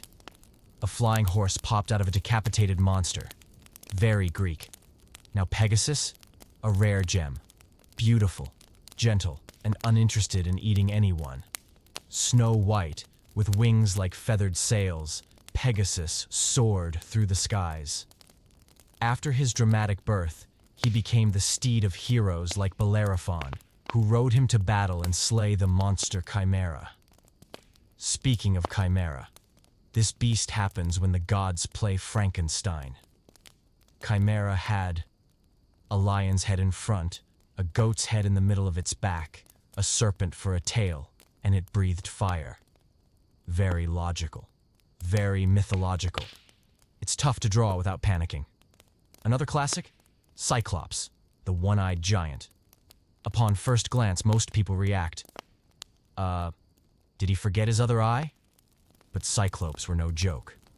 They forged weapons, built towers, and chucked boulders like dodgeballs. They once crafted thunderbolts for Zeus himself. Still, not all of them were friendly. Take Polyphemus, who trapped Odysseus and his crew in a cave and started eating them. Odysseus tricked him by giving him a fake name, Nobody. When Polyphemus was blinded and screamed, "Nobody is attacking me," no one came to help. Greek mythology often feels like a lucid dream, strange, profound, and occasionally terrifying. These monsters weren't just there to scare children. They were metaphors for fear, ambition, pride, and humanity's endless curiosity. Every creature represented a piece of the human psyche. Our nightmares, our desires, our rage, or that awkward part of us that turns people to stone when they look too long. Tomorrow night, we'll journey to an even darker realm, the world of vengeance goddesses, beings of fate, and punishment served with extra doom. But for now, close your eyes. Imagine you're wandering through an ancient forest, the sound of hoofbeats in the distance, snakes rustling in the leaves, and somewhere nearby, something watches, not to attack, but to whisper, "I am just a part of your imagination." If you've ever thought justice in Greek mythology was a woman with a blindfold, a sword, and a perfectly balanced scale, you're thinking of modern times. In Greek myth, justice wasn't gentle, slow, or pay the fine and move on. Here, justice was enforced by three terrifying sisters with snake hair, red eyes, and a stare so haunting you'd never sleep again. Welcome to the world of the Erinyes, also known as the Furies, vengeful goddesses who punish the evil, especially those who broke moral laws. Their names were Alecto, bringer of unrelenting rage; Tisiphone, punisher of murderers; Megaera is the goddess of jealousy, and not the cute, she's wearing your boyfriend's hoodie kind. You won't find them lounging in romantic paintings. They didn't sing. They didn't play instruments. They flew through the shadows, hair hissing with snakes, armed with whips, and voices sharp enough to make you feel guilty even if you hadn't done anything. The Furies weren't monsters. They were the embodiment of denied justice, the echo of the wronged, the sting in your chest when you remember something you wish you hadn't done. When someone committed a crime, murder, betrayal of blood, dodging responsibility, the Furies didn't knock. They didn't text. They appeared. In dreams, in the wind, in the creak of every step you take through the land where you sinned. One of the most famous tales of divine justice is the tragedy of the House of Atreus, a cursed family that could turn an entire soap opera into a horror series. Meet Orestes, son of Agamemnon, the famous Greek king of the Trojan War. After the war, Agamemnon returned home, only to be murdered by his wife, Clytemnestra. Long story, many issues. Then Apollo stepped in and said, "Hey, Orestes, kill your mom. For honor." And Orestes did. That's when the Furies arrived. No fight, no questions, just presence. And Orestes? He lost his mind. He ran across Greece, begging for mercy. Finally, a special trial was held in Athens, presided over by Athena herself. The gods acted as judges to decide, was Orestes guilty? After much debate, Athena acquitted him. The Furies, though furious, agreed to evolve. They became the Eumenides, the kindly ones, now guardians of righteous justice rather than vengeance. It was ancient Greece's version of career pivot. But the Furies weren't the only ones dealing with fate. Enter the Moirai, the Fates, the most powerful trio in the Greek cosmos. Clotho spins the thread of life. Lachesis measures its length. Atropos cuts it. No extensions, no refunds. Every person has a thread. When Atropos cuts it, the story ends. Not even Zeus could stop her. The Fates didn't chase people. They sat in silence, weaving destinies. No one knew where they lived, but everyone was in their hands. If the Furies were the voice of guilt, the Fates were the quiet truth. No one escapes their ending. And then, there's one more figure in the Justice League of Olympus, Nemesis, goddess of retribution. She ensured that pride, arrogance, and unchecked ego all got what they deserved. If you believed yourself invincible, mocked the gods, bragged about your wealth, or thought your cruelty went unnoticed, Nemesis waited. She didn't rush. She didn't warn. She struck at the moment your ego was highest and made you trip over it. From the Furies to the Fates, from Nemesis to the whisper of night winds, Greek mythology reminds us, no wrongdoing stays hidden forever. No destiny is entirely in your hands. And no action goes unseen by the universe. Tomorrow night, we'll leave behind the terrifying and crash a divine party on Mount Olympus, where gods drink, gossip, dance, and someone usually ends up being zapped home by Zeus himself. But for now, close your eyes. Imagine a courtroom lit by moonlight, 3 shadowy figures standing behind you, and the weight of every choice you've ever made whispering through the air. Justice here doesn't wear a blindfold. She looks you straight in the soul. If you think the gods spent their time in solemn meetings, grand contests, and eternal judgment, you've forgotten one key thing. They were Greek. And the Greeks, ancient or modern, always knew how to throw a party you'd never forget. Yes, tonight you're invited to Mount Olympus, where the sky is clear, wine flows like waterfalls, a lyre hums gently through the clouds, and the gods dance while trying to one-up each other's war stories. These parties weren't rare events. On Olympus, all it took was Zeus waking up in a good mood, Dionysus discovering a new wine blend, or Aphrodite showing off her latest divine outfit, and boom, party time. And once the party began, it didn't stop until at least one god passed out in the wine vat. At the heart of every gathering, Dionysus, god of wine, joy, and the occasional wildly off-topic celebration. Dionysus was the type to show up in the most chaotic outfit, cradling a goblet with flair and cracking jokes that made you question your morals but still laugh anyway. He danced, created vines mid-floor, and kept the drinks and the chaos flowing.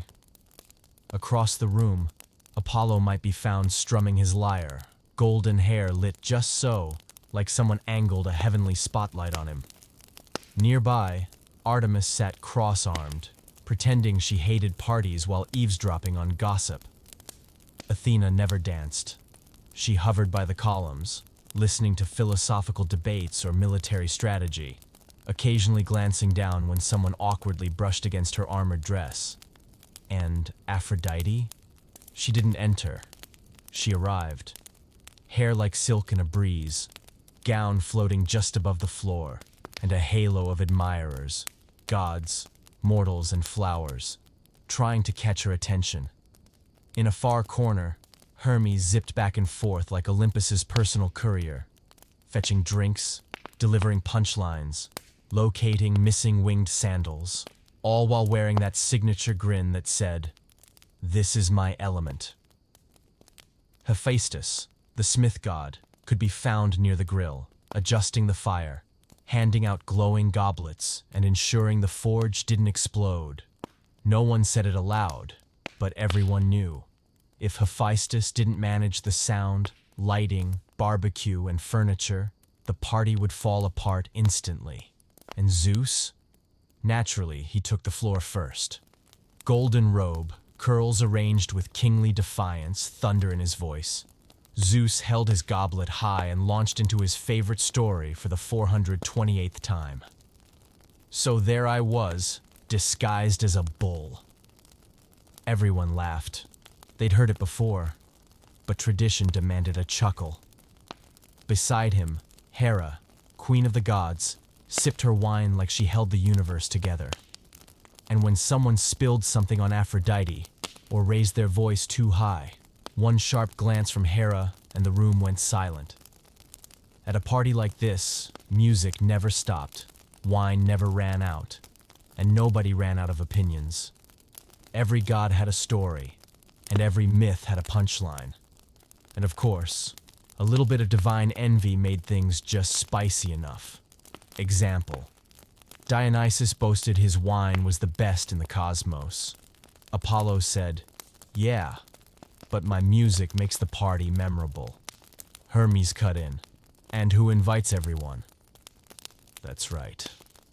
Hephaestus muttered, "Without my cups, you'd all be drinking from your hands." There was one unspoken rule at Olympus parties. Whoever's sad gets dragged onto the dance floor first. If you just had your heart broken, looking at you, Apollo, been denied a lightning contract, Zeus, or felt forgotten during harvest season, sorry, Demeter, the gods would scoop you up, dance you into joy, or at least into exhaustion. And you know what's strange?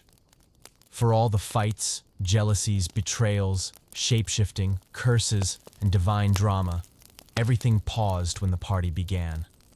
There was only music, grapes, laughter, and a shared sense that even gods need a night off. Tomorrow night will follow someone very special. Odysseus, a survivor of the Trojan War, embarking on an unbelievable journey home. Monsters, witches, sea storms, all for one goal: to be with the woman he loved. If anyone ever said, "The road home is the longest one," they probably thought of Odysseus, king of Ithaca, who survived the Trojan War and then got lost for 10 years trying to get back to his wife. Yes, 10 years.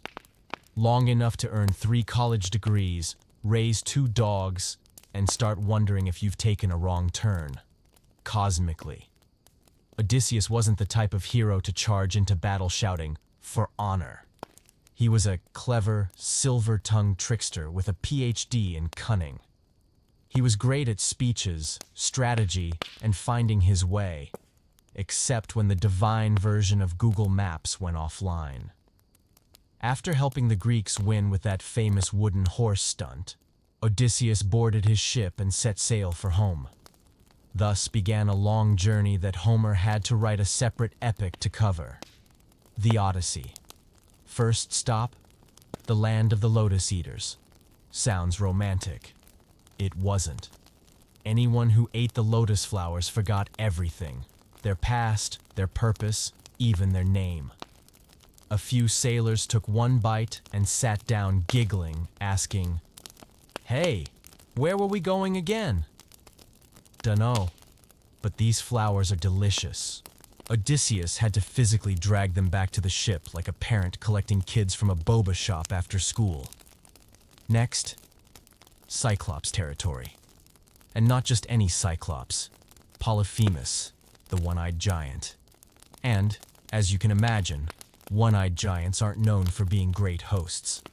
Polyphemus pulled sailors into his cave and munched on them like snacks. Odysseus, of course, didn't panic. Instead, he got the monster drunk and said his name was Nobody.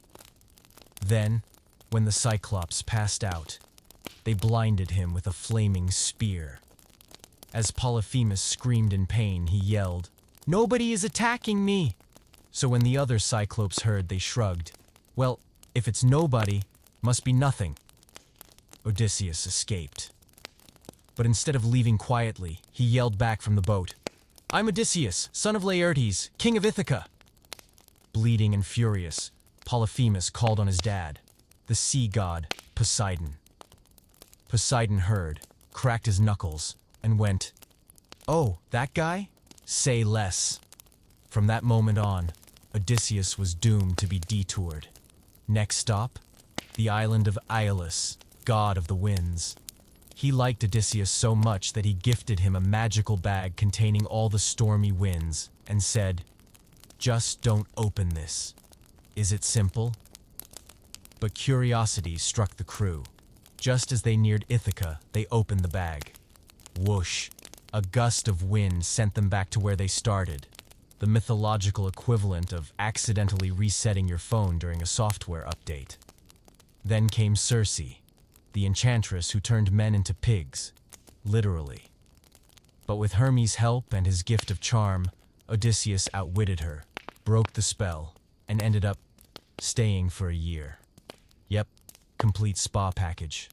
Rest, food, relaxation.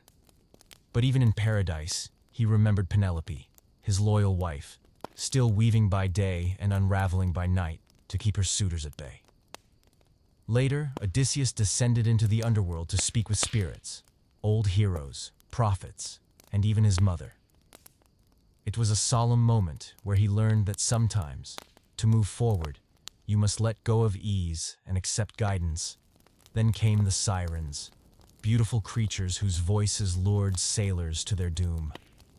Odysseus, ever the strategist, plugged his crew's ears with beeswax and had himself tied to the mast to hear the song. He screamed, begged, went complete fangirl, and the crew rode on. Then there were Scylla and Charybdis, one a six-headed monster, the other a deadly whirlpool. With no way to avoid both, Odysseus sacrificed a few men to survive, carrying the weight of that choice for the rest of his journey. After storms, monsters, shipwrecks, and divine sabotage, Odysseus finally reached home. He disguised himself as a beggar, watched the suitors feast in his halls, and then struck back with his son and a few allies. The final test? Stringing his old bow and shooting an arrow through 12 axe heads, a feat only Odysseus could manage. House reclaimed, wife reunited, and finally, sleep in the bed he carved with his own hands. Odysseus teaches us, sometimes coming home isn't about the place, but about returning to who you truly are. Cleverness gets you far, but humility keeps you alive. And sometimes, to find what matters most, you must go very far. Tomorrow night, we'll meet someone much harder to please. Hera, goddess of marriage, queen of Olympus, and the divine nightmare of anyone who even thinks about flirting with Zeus. Suppose there's one goddess both adored across the heavens and slightly feared. In that case, it's Hera, Queen of Olympus, the official and legally recognized wife of Zeus, and the divine patroness of marriage, family, and all ceremonious weddings across the Greek world. Sounds gentle. Don't be fooled. Hera doesn't joke around, especially when the joke involves a third party. Hera is the daughter of the Titans Cronus and Rhea, and the sister of Zeus, who later became her husband. A relationship that was close, complicated, and cosmically tangled, as if Greek mythology insisted every divine romance must also be a soap opera. To marry Hera, Zeus pulled a classic trick. He turned into a cold, shivering cuckoo bird and flew into her lap, seeking shelter. Hera moved with pity, took him in, and bam, Zeus revealed himself and proposed, a divine meet-cute with some suspicious poultry involvement.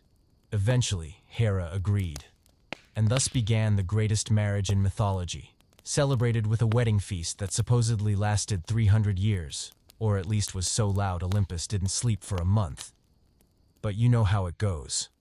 Being married to Zeus is not for the faint of heart, because Zeus, despite his thunderbolts, golden curls, and commanding voice, is also the most persistent playboy in the universe. And Hera? She doesn't take that lightly. From the moment they wed, Hera has never let Zeus's extracurricular romances slide. She doesn't care if it's a nymph, a mortal, a goddess, or even, quite literally, a cloud he shapeshifted into. Examples? Oh, many. Io, a priestess, turned into a white cow to hide her from Hera. Semele, tricked by Hera into asking Zeus to show his whole glory, exploded. Leto was forbidden from giving birth on any land and had to float on the sea. Callisto turned into a bear. The list goes on. If Hera had Facebook, her block list would be longer than her friends. And yet, she never attacks Zeus directly. She knows he's the king of the gods, supreme and untouchable. So instead, she punishes those around him. Silent, calculated, terrifying. It's not loud, not bloody, but compelling enough that anyone who hears her name sits up straight. Still, Hera is more than an angry goddess of divine infidelity. She embodies the sacredness of marriage, long-standing power, and unwavering dignity. She protects lawful unions, blesses ceremonial love, and stands by faithful, resilient wives. In ancient temples, she is often shown with eyes that are both gentle and warning. Some myths even portray her as her most human. Sad, quiet, watching Zeus go off chasing someone again. And yet, she holds her crown, never letting sorrow unseat her dignity. Once fed up with Zeus's control, Hera teamed up with other gods to overthrow him. When the plot failed, Zeus chained her from the sky in golden shackles, hanging her like a divine lantern. It was a display of power, but also pain. Zeus eventually apologized and swore to change, and naturally didn't. Hera's love for Zeus isn't blind. It's the kind of love that says, I know who you are. I know what you've done, and I'm still here, because this throne is mine. A love that wears a crown keeps a revenge list neatly filed by category. Her symbol? The peacock. Its tail feathers shine with 100 eyes, said to be from Argus, the all-seeing guardian she once trusted to watch over Io. After Argus was slain, Hera placed his eyes on the bird's tail to honor him, elegant and unforgettable. Hera teaches us that love isn't just romance, it's boundaries, strength, and resilience. Keeping a relationship doesn't mean accepting everything, but knowing when to stay silent and make Olympus tremble with your fury. And even the goddess of marriage might benefit from therapy now and then. Tomorrow night, we'll venture into one of Greek mythology's greatest mysteries, the underworld of Hades. Not just a place of death, but of love, law, music, and a three-headed dog who wants to be told he's a good boy. While Zeus throws lightning, Poseidon rides the waves, and Dionysus dances in a drunken frenzy. One god remains quiet, distant, and far below the earth. No parties, no storms, no crashing into the heavens. That's Hades, lord of the underworld and the one who's never quite invited to Olympus gatherings. It's not that everyone hates Hades, it's just that no one knows what to say to him. Hades is the brother of Zeus and Poseidon. The three of them defeated the Titan Cronus and divided the universe. Zeus got the sky. Poseidon got the sea. Hades was handed the realm of the dead. Not a fair split, huh? But Hades didn't complain. He descended into the depths and built a kingdom of quiet order. Clean, structured, clear laws, flowing rivers, and a strict policy. No entry unless you're dead. The underworld isn't a hellscape like many imagine. It's divided into distinct regions. Asphodel meadows for average souls to drift peacefully forever. Elysium, a paradise for heroes and the virtuous. Tartarus, the prison for wicked souls and punished titans. There's also the river Lethe, where drinking its waters causes you to forget everything. Convenient if you'd like a fresh start. Cerberus, the famous three-headed dog, guards the gates to the underworld. Fierce to strangers, loyal to Hades, and, if you speak kindly, possibly capable of wagging all three tails simultaneously. Hades isn't evil. He doesn't enjoy death, doesn't rage with storms, or demand sacrifice. He wants things to run on time. If Olympus is a roaring concert, the underworld is a timeless library. Whisper only, with no chaos and no mortal wandering without permission. Still, one tale makes Hades infamous: his relationship, or abduction, with Persephone. Persephone was the daughter of Demeter, the goddess of agriculture. One day, while picking flowers, the ground split open, and Hades, in a chariot of fire, swept her down into the underworld. Sounds terrifying. But here's the twist. Persephone didn't exactly hate it. She became queen of the underworld and ruled alongside Hades. And, over time, a respectful affection grew between them. The real problem? Her mother Demeter was furious, and in her grief, she made the earth go barren, silent, and unyielding. Eventually, a deal was made. Persephone would spend 6 months with Hades and 6 months with her mother, and thus, whenever she leaves, winter begins. When she returns, spring blossoms. Mythology, once again, casually explains the seasons. Hades doesn't have many scandals. No shape-shifting into swans, no sky-splitting tantrums. But he has one unshakable trait. He keeps his word. Once a soul enters his realm, it stays, unless there's a reason otherwise. And even then, you'll have to prove yourself. Like Orpheus, who tried to retrieve his wife from the dead but failed the one rule: don't look back. Among gods who scheme and shout, Hades is the one who guards the last door, the place where kings and beggars, warriors and poets, dreamers and cynics, all pass through eventually. His symbols are a dark crown, a silver throne, a key of finality, and a silence that commands respect. He doesn't demand offerings, but everyone, from old to young, avoids saying his name too loudly, not out of fear but out of reverence. Hades teaches us that not all power needs to shout, that quiet can hold authority. And sometimes, keeping things running smoothly in silence is a rare strength few even notice. Tomorrow night we'll meet Demeter, Persephone's mother, goddess of the earth, the harvest, and the only Olympian who could make even gods. Eat their vegetables. If you've ever tried growing vegetables and found your crops stunted, your rice stubborn, and your melons refusing to ripen, you may have done something to upset Demeter. Because Demeter isn't just the goddess of harvest, agriculture, and the fertile earth. She is also the mother of spring and one of the few deities powerful enough to pout and send the entire planet into famine. Demeter is the sister of Zeus, Hades, and Poseidon, one of the 12 major Olympian gods. But unlike her brothers who enjoy thunder, oceans, underworlds, or parties, Demeter wants peaceful fields, golden grain, and her beloved daughter by her side. Her daughter, Persephone, was the one light in Demeter's world. The two lived happily, picking flowers, planting crops, inventing organic fertilizer, and gossiping about Zeus during long lunch breaks. Until one day, the earth cracked open. Persephone vanished. Calls from her mother went unanswered. The wheat froze in time. The skies turned gray. The wind howled like a mother's scream of grief. Demeter searched for her daughter for 9 days and nights without food, rest, or any divine assistance. She wandered every land, questioned every soul, listened to the dew on the leaves, and still, no one knew.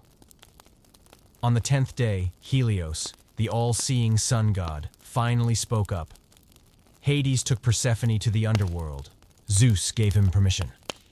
Yes, Zeus gave permission. Demeter fell silent for a long, long time.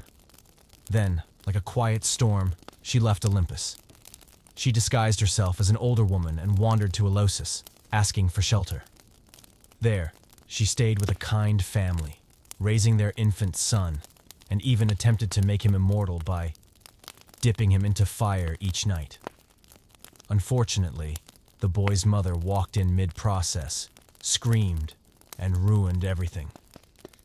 Demeter sighed, left again, and officially went on strike from growing anything on Earth. No Demeter, no crops, no vegetables, no fruit. People starved. Gods starved. Dionysus had no grapes to ferment. Hera had no flowers to arrange. Zeus had to eat plain dry bread for an entire month. No one dared complain, because Demeter didn't scream, didn't curse. She withdrew, and let the world realize precisely what it had lost. Finally, Zeus caved.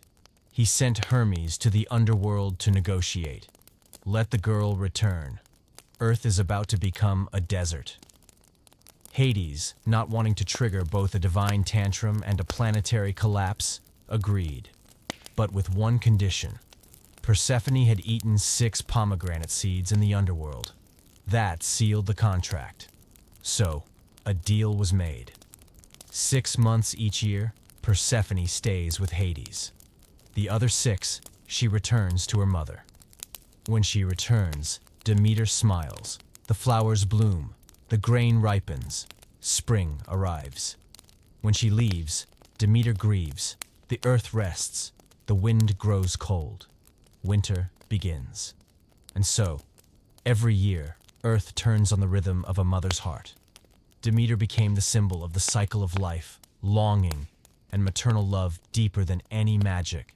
She was also the first to teach humans how to sow, harvest, and store grain, and reminded them, if you know how to plant at the right time, the right way, you will never truly go hungry. In Eleusis, where Demeter once stayed, the ancient Greeks held the Eleusinian Mysteries, one of the most sacred rituals of antiquity. No one was allowed to reveal its secrets, not even those who participated. To this day, its details remain a mystery, though many believe it held promises of renewal, of life after the long sleep of winter.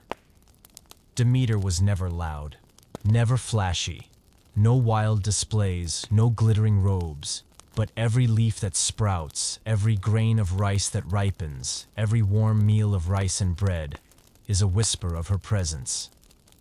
Demeter teaches us, not all power needs a sword. Silence can be the most potent form of wrath. And a mother's heart is the actual heartbeat of every season. Tomorrow night we'll meet Ares, the god of war, whom everyone assumes is bold and glorious, but a hot-headed, jealous warrior, and often the last to leave the battlefield. If you hear God of War, and picture a mighty, majestic figure who shakes the earth with each step and makes enemies tremble just by unsheathing his sword. You haven't met Ares. Yes, Ares is the god of war. But his kind of war, it's impulsive, reckless, and often very easy to counter if you flexed at the gym that morning. Ares is the son of Zeus and Hera, and is destined to inherit the combat strength of the cosmos. But his personality? He is more like a hot-headed young man who fights because it's fun, not because he believes in anything. While Athena, goddess of strategy, fights with plans and precision, drawing up maps and analyzing terrain, Ares is more like, let's charge now, think later. And so, any war led by Ares usually ends in fireballs, chaos, and eventual defeat. Ares isn't exactly popular on Olympus. Zeus finds him noisy and annoying. Even Hera, his mother, isn't too fond of her son showing up drenched in blood every afternoon just because he got bored. Only a few beings stand with Ares, like Eris, goddess of discord, the same one who tossed the golden apple that started the Trojan War. If Eris is your usual companion, people can already tell you're not big on inner peace. Still, Ares is worshipped with fervor in Sparta. To them, he represents boldness, relentless courage, and the last breath spirit of a warrior. Before the battle, Spartan soldiers would offer sacrifices to Ares, hoping to borrow some of his fire and fearlessness. But in Athens, not so much. There, they built grand temples for Athena because winning without fighting is smarter than fighting and losing. Also, Ares is objectively attractive. That led to one of Olympus's most scandalous love affairs, his secret relationship with Aphrodite. Aphrodite, goddess of love, married Hephaestus, the divine blacksmith, a brilliant but physically unremarkable god, often limping and too busy forging armor to write love poetry. On the other hand, Ares was tall, muscular, and always ready to lift heavy emotions. The result? They had a secret fling. But on Olympus, secrets are about as secure as a leaky jar. Hephaestus found out. And as a genius craftsman, he didn't throw a fit. He forged an invisible golden net and draped it over the bed. One sunny day, Ares and Aphrodite settled in for a romantic moment and, snap, trapped, completely stuck. Hephaestus called all of Olympus to come watch. Zeus laughed. Apollo whistled. Hermes muttered, saying he'd gladly trade places if given the chance. Ares was mortified. Aphrodite fled to her island retreat afterward. Their love story crumbled like an unpolished bronze shield. During the Trojan War, Ares sided with Troy, not for strategy, but because Aphrodite was there. As usual, he was defeated by Athena, using just a rock. Another time, Ares got wounded in battle and made such a dramatic scene that the other gods told him, "Calm down. It's just a scratch. Stop acting like it's the apocalypse." But don't mistake Ares for a useless loudmouth. In truth, Ares is mighty. When he truly rages, the battlefield turns red. No one dares get close. The problem is that he lacks control. He can't distinguish friend from foe. He charges too fast, bleeds too much, and falls into traps. The sad truth? Ares wants to be seen. His parents don't praise him.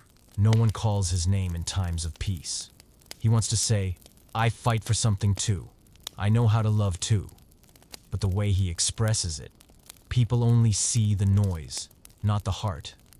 Ares' symbols are the war helmet, spear, shield, and eyes that always seem to search for the next fight. His sacred animals? Dogs, vultures, and occasionally boars, because none are known for playing nice. Ares teaches us, courage must come with wisdom. Love can give strength, or leave you tangled in golden nets. Sometimes we needn't victory, but someone who understands the fury burning inside. Tomorrow night we'll meet Hephaestus, the divine blacksmith, husband of Aphrodite, and living proof that you don't need to be handsome to make it to Olympus. Forge well. In a mythological world full of flying sandals, divine stadiums, and dramatic shape-shifting, one figure quietly sits underground, face smudged with ash, hammer in hand, breathing deep, and forging every magical object that Olympus has ever boasted. That's Hephaestus, god of fire, blacksmithing, craftsmanship, and all those quiet people with volcanoes for hearts. Hephaestus was the son of Hera, just Hera. No Zeus is involved. In some versions, Hera, angry that Zeus birthed Athena on his own, decides she can also have a divine child without any man. And thus, poof, Hephaestus was born. But things didn't go as planned. He was born with a limp. He wasn't as handsome as Zeus, as clever as Athena, and not as smooth-talking as Hermes. Hera looked at him and felt disappointed. So she threw him off Olympus. Yes, threw her child. Hephaestus fell into the sea and was raised by sea goddesses. He grew up with weak legs but strangely magical hands. He couldn't fly, he couldn't run, but he could make things no other god could imagine. A helm of invisibility for Hades, invincible armor for Achilles, thunderbolts for Zeus, even Hera's throne. Yes, he forged a magnificent throne for the mother who rejected him, and installed a trap inside it. One day, Hera sat down and couldn't get up. The chair locked her in place. Zeus raged. The entire Olympus panicked. They eventually sent Dionysus down the mountain with the finest wine to invite Hephaestus for a drink. He drank. Then, I drank some more, smiled, and released his mother. No one knows whether he smiled because of the wine, or because finally, he'd been welcomed back to Olympus. As a makeup gift, the gods decided to marry him off to Aphrodite. Aphrodite, the goddess of beauty whose steps made flowers bloom, whose sighs inspired poets. Hephaestus, the sooty, sweaty smith, covered in burn marks and stray sparks like a walking electric short circuit. It doesn't sound ideal, but Hephaestus loved her, truly. He forged her the most exquisite jewelry, intricate vines of gold, serpentine bracelets, glowing necklaces, and never once showed jealousy, even when he knew about her. Close friendship with Ares. And when he discovered the affair, he didn't scream. He didn't rage. He quietly forged an invisible golden net, draped it over their bed, and, as you know, snap, Aphrodite and Ares were caught mid-act. Olympus was invited to witness. Hephaestus didn't laugh. He looked Zeus in the eye and said, "I want a divorce and compensation." A betrayed blacksmith who still conducted pain like an art, with heat, but without noise. Hephaestus had his forge beneath volcanoes, where sparks flew and hammer strikes echoed like the heartbeat of labor. His assistants? Golden automatons. Self-moving, self-thinking helpers that brought tools and took notes. Yes. The ancient Greeks imagined AI assistants made of precious metal centuries before Google ever blinked into existence. Hephaestus is the patron of muddy hands and calloused fingers, of workers, makers, and silent creators who build beauty, and then quietly step back. He's not flashy, not loud, but who doesn't need a good chair to sit on, a bright lamp to see, or a bow that won't break when it matters most? Hephaestus teaches us, not all greatness falls from the sky. Some rise from ash, leaving behind masterpieces. Deep wounds don't always roar. Sometimes they are mended by persistent, unshakable hands. And while beauty may be adored at first glance, it's the one who fixes your broken sword and stays with you when the doors finally close. If you've ever woken up on a beautiful morning, opened your window to soft golden sunlight, and thought, wow, what a clear day, then you might want to send a quiet thank you to Helios, the ancient god whose full-time job was driving a flaming chariot that could roast an ocean.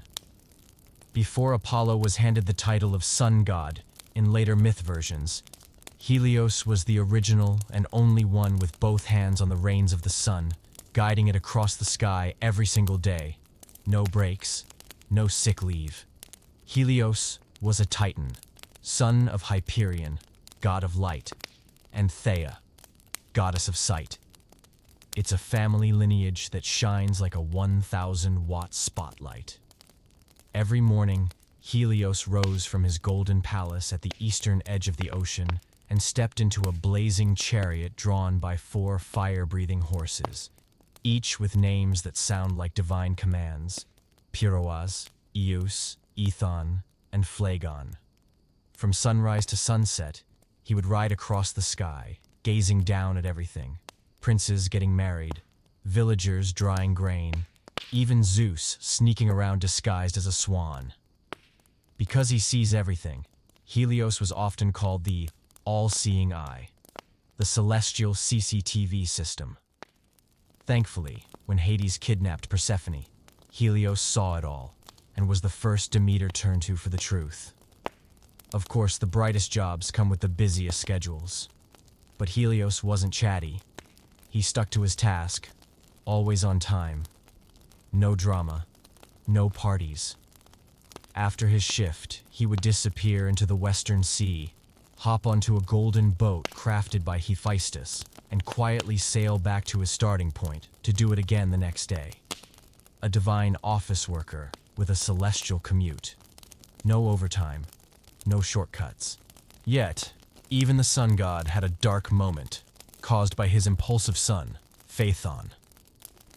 Phaethon was the mortal son of Helios, and once showed up, eyes gleaming like lanterns, saying, "Dad, can I drive the sun chariot today?" Helios, like any slightly too soft dad. "You know the horses are literally on fire, right?" "I know. I once rode a donkey really fast." "Not really the same thing, kid." But eventually, out of love and poor judgment, Helios gave in, loaded his son into the chariot, and offered him every piece of sun-safe advice. Keep it steady.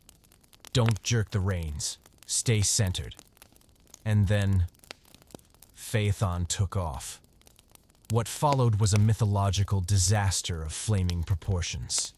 Phaethon couldn't control the horses. He flew too high, scorching the sky, then plunged too low, setting deserts ablaze, turning the Sahara into toast. Smoke curled up to Olympus. Even the gods had to break out their emergency sun goggles. Zeus had enough. He hurled a thunderbolt straight at the chariot. Phaethon fell into the river Eridanus and perished. Helios was devastated.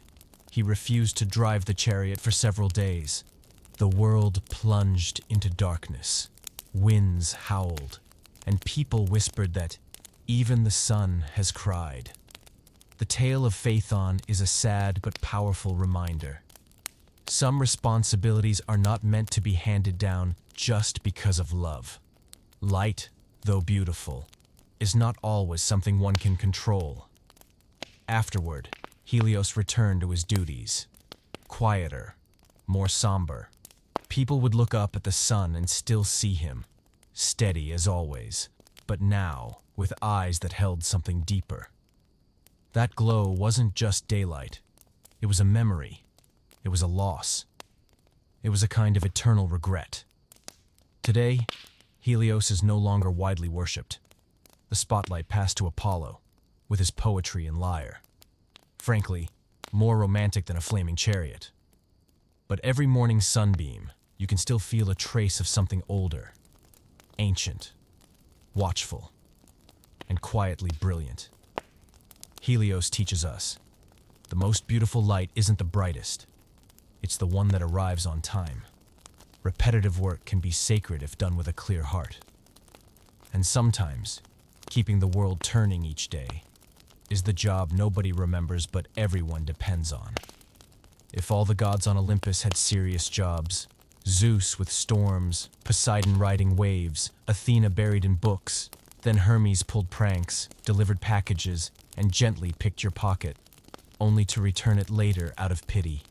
Yes, tonight, we follow the most mischievous god of the heavens, the one with winged sandals, a winged hat, a winged mind, and a mouth that never shuts up.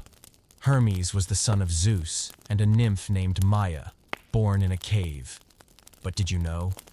On the day he was born, Hermes escaped his cradle, snuck past his mother, and stole Apollo's entire herd of cattle, at 1 day old.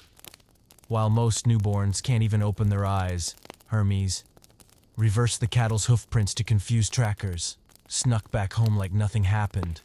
To add flair, I invented the lyre from a tortoise shell and some cow guts. Apollo was furious. But when he heard Hermes play the lyre, he forgot all about the cows. Thus began the first mythological bartering session in history. Hermes returned the lyre. Apollo gifted him immunity. Hermes didn't grow up to be a hero or a warrior. He became the messenger of the gods.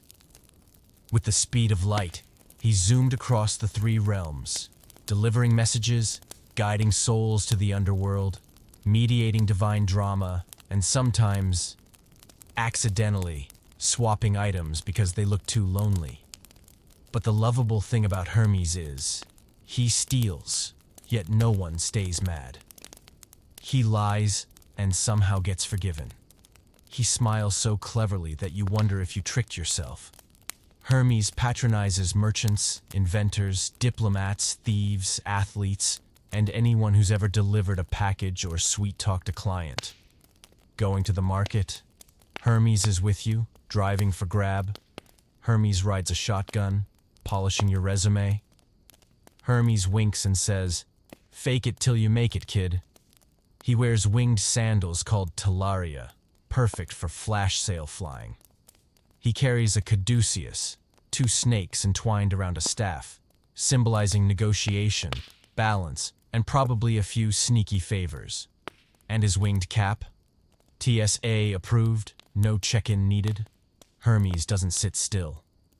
During Olympus banquets, while Zeus is droning on about divine order, Hermes is the guy who swaps Hera's wine glass with Poseidon's, slips a love note into Artemis's robe to mess with Athena, and vanishes before anyone can catch him. Not because he's disrespectful, but because he believes even gods need comic relief, or they'll turn to stone from all the seriousness. Still, I don't think Hermes is just a jokester. When it's time to show up, he's deeply reliable. For example, when escorting souls to the underworld, he's the only god both Cerberus and Hades greet with polite nods.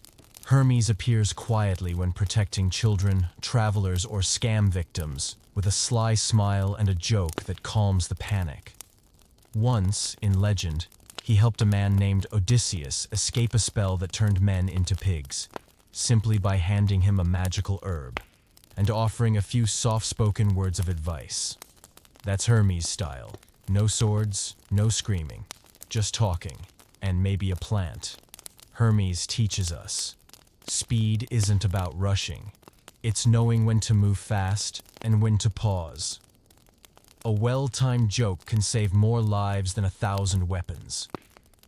And that if you're lost, but you can laugh, ask questions, and share with others, you'll arrive faster than you think. Hermes has no palace, no throne, but every god needs him. Because without Hermes, messages wouldn't be delivered, souls wouldn't be guided, packages wouldn't arrive, promises wouldn't be kept, and life would be as dull as a door with no delivery knock. If Olympus were a grand stage, Apollo would be playing the lyre, directing the spotlight, reciting poetry, and locking eyes with the audience like a divine heartthrob. The god of light, prophecy, music, poetry, the arts, healing, reason, and physical perfection. Yes, a full package celestial overachiever. You'd think that would make him a godly heartthrob adored by all. But oddly enough, Apollo has the worst love-life track record on Mount Olympus. He's radiant, musically gifted, glows like morning sunlight, and yet, romance? His love life plays like a lyre string stretched too tight.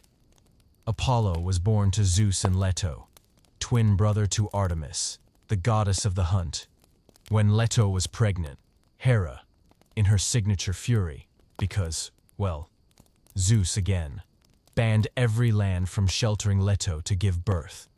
Only the floating island of Delos showed compassion, offering a haven.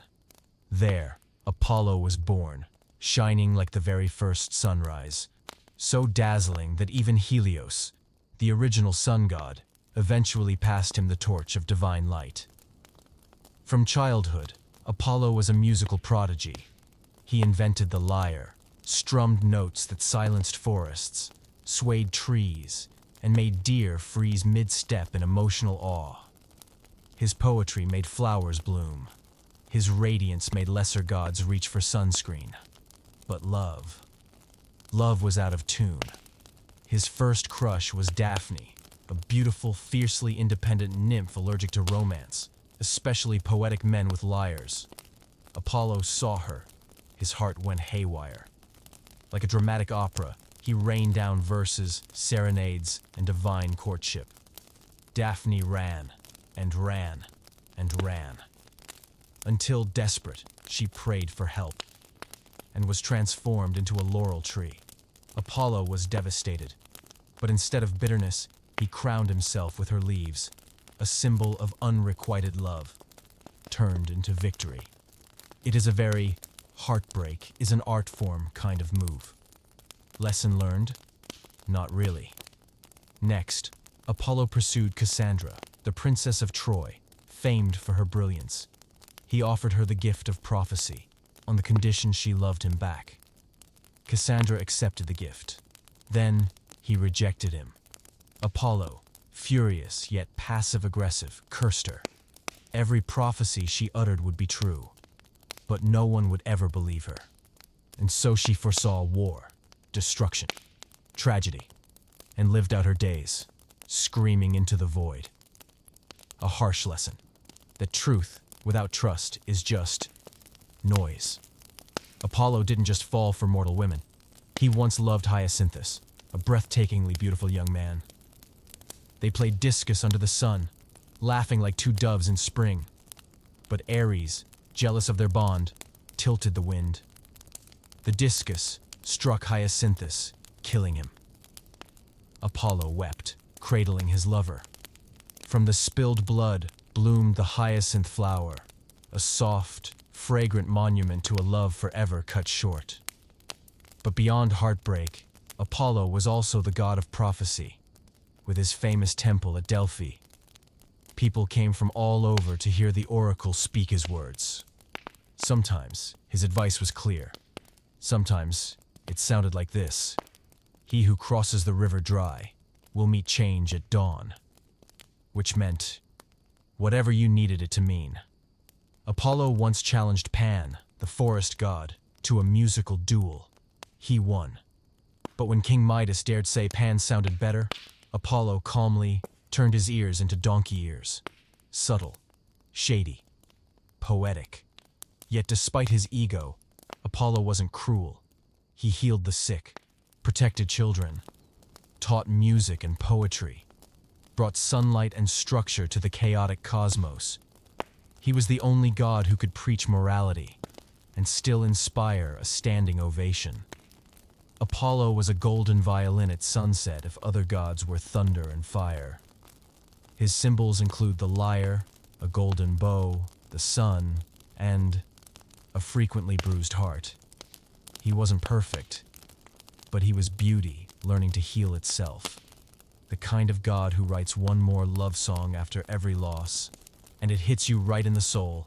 Apollo teaches us, even the brightest light casts shadows. Talent doesn't guarantee love, but it makes your sadness hauntingly beautiful. And when love slips through your fingers, turn it into the soundtrack of your life. If you ever wander deep into the forest on a moonlit night, catch a glimmer on the leaves, hear a soft rustle in the grass, and feel like someone's watching you, then congratulations. You've just stepped into the territory of Artemis, goddess of the hunt, the wild, the moon, and proud, voluntary singlehood. Yes, Artemis isn't just Apollo's twin sister. She's one of the most respected deities of Olympus. Fierce, focused, and famously intolerant of nonsense. At just 3 years old, Artemis marched up to her father, Zeus, and said, "I want to stay a child forever. I'll never marry. I need my bow and arrows, a short dress for speed, and a crew of strong, loyal women." Zeus, instead of scolding, smiled and replied, "As long as you don't shoot your father, deal."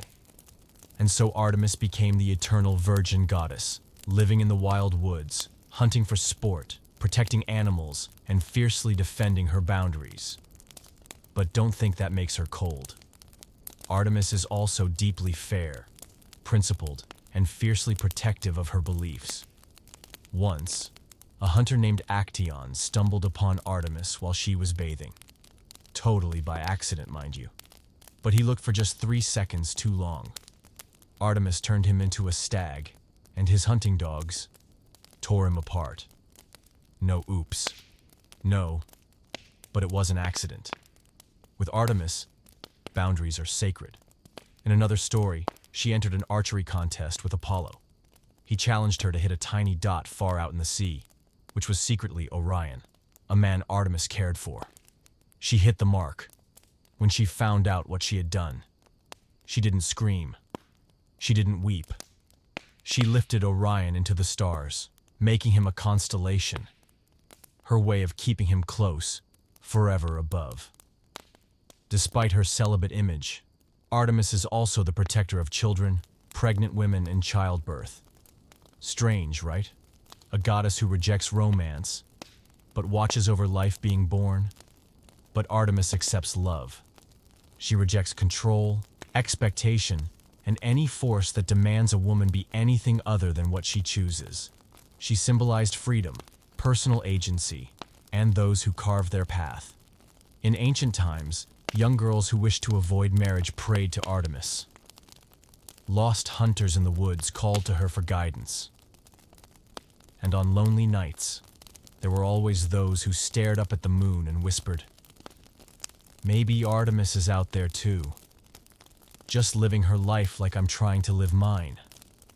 Her symbols include the silver bow and arrows, deer, the crescent moon, and a gaze sharper than any blade yet hiding something heartbreakingly gentle. She doesn't throw parties, she doesn't wear silk gowns, she doesn't chase praise. But when she enters, the world quiets, not out of fear, but reverence. Artemis teaches us that not loving romantically doesn't mean lacking emotion, that silence doesn't mean you don't care, and you don't have to be someone's something to shine like a star in the deep woods. She is the soft moonlight of the forest, not as bold as the sun, but bright enough to guide, cool enough to soothe, distant sufficient to empower, and close enough to remind you you're never really alone.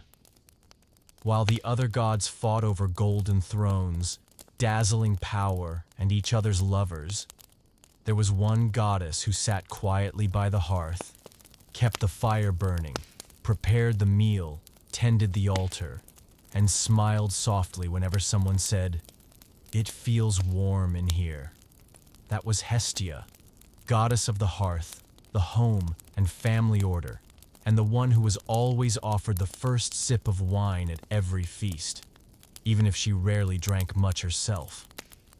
Hestia was the eldest sister of Zeus, Poseidon, Hades, Hera, and Demeter, the oldest Olympian siblings, and the least flashy.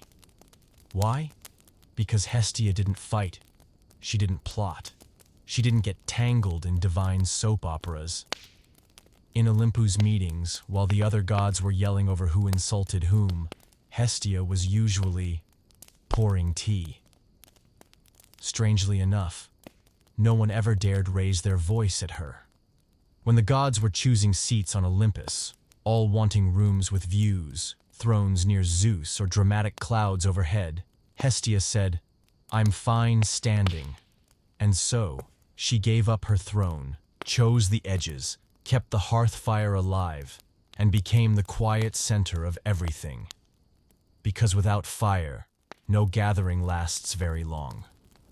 Every hearth in Greece was sacred, from temples to humble homes, because it bore her name. There were no towering statues, no gilded emblems, but every warm meal, every quiet evening, every flickering candle in winter, was a silent prayer to her. No one shouted Hestia's name, but everyone remembered her when the cold set in. And she wasn't just the keeper, she was the order. When a new family was formed in every Greek city, they carried fire from the parents' home. When a new town was founded, they took fire from the old hearth of the motherland, because the flame must never go out. If the flame lived, so did the family. So did the community. So did the trust that built it. Poseidon and Apollo once proposed to her, two of Olympus's most potent and attractive gods. And she replied, "No, thank you." Not out of pride, but because she chose peace. She chose not to be someone's wife, so she could be everyone's spiritual mother. Zeus respected her so deeply that he swore Hestia would always be honored first in every ceremony. She held no dazzling title, but no one could replace her. At every Greek sacrifice, the first portion was given to Hestia. Before eating, people would pour a few drops of wine to the ground and whisper, "To Hestia, who keeps our home from going cold." Then, and only then, would they dine. Even Dionysus, the wine god, didn't object. He only drank after Hestia gave her silent nod, even if she rarely drank at all. There are no epic romances about Hestia, no tragic betrayals, no blood, no tears, and that is her power. Because in a universe full of storms, seductions, betrayals, and divine tantrums, Hestia is where everyone returns to exhale. She teaches us that you don't have to stand center stage to be essential. Quietly keeping the fire going every day is sacred. And sometimes, love doesn't need words. It just needs a warm bowl of soup. The Greeks believed that when you sweep the floor, tidy the bed, light a lamp, or adjust a picture frame just so, you're repeating Hestia's quiet rituals. No one knows where she is, but everyone feels her. The meal is ready when the house is warm, and peace finally settles in. When people think of death, they often picture darkness, lotus flowers, the gentle sound of wind, or at least a bit of chill at the end of the road. But in Greek mythology, death doesn't arrive like a predator. It comes like a friend, cloaked in softness, stepping without a sound. And that figure bears the name Thanatos, the god of death. Not the kind of Hollywood death god who glows with menace. Number Thanatos is a young man, handsome, sad, and so quiet you might not even notice when he's already seated beside you. Thanatos is the son of Nyx, goddess of the night, and Erebus, god of darkness. He has a twin brother named Hypnos, the god of sleep. And while Hypnos gently carries you away after a long day, Thanatos is the one who welcomes you at the journey's end, calmly, without rush, as if saying, "Sleep now, just a bit longer this time."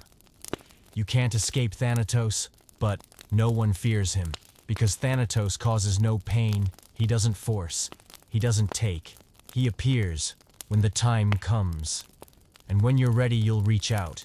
He won't pull, he won't push. He waits for you to accept. Of course, not everyone wants to go. Once, the legendary trickster Sisyphus was called. And when Thanatos arrived, Sisyphus tied him up in chains, trapping death itself and halting the dying process for everyone. It sounds amusing, but the consequences were terrible. The sick couldn't pass on, wounded soldiers continued to suffer, and the world was suspended in a kind of pain that refused to end. Zeus had to intervene personally, freeing Thanatos so that death could again flow as a natural part of order. There's something almost skillful about Thanatos. He makes no distinction. King or enslaved person, rich or poor, hero or thief, poet or warrior. He doesn't ask, "Are you worthy?" He only asks, "Are you finished?" The ancient Greeks did not fear Thanatos. They saw him as a gentle guide, someone who helped you cross over, not someone who dragged you away. In many temples, Thanatos was depicted as a quiet angel, cradling a small soul in his arms, whispering something no one else could hear, except the one departing. His symbols are often an inverted torch, a light slowly going out, not because someone extinguished it, but because it's simply time for nightfall. Or sometimes a fallen petal, an hourglass, or a long yawn after a life full of stories. In myths, Thanatos rarely shows anger, but Hercules, once needed to save a king's daughter from death and fought Thanatos.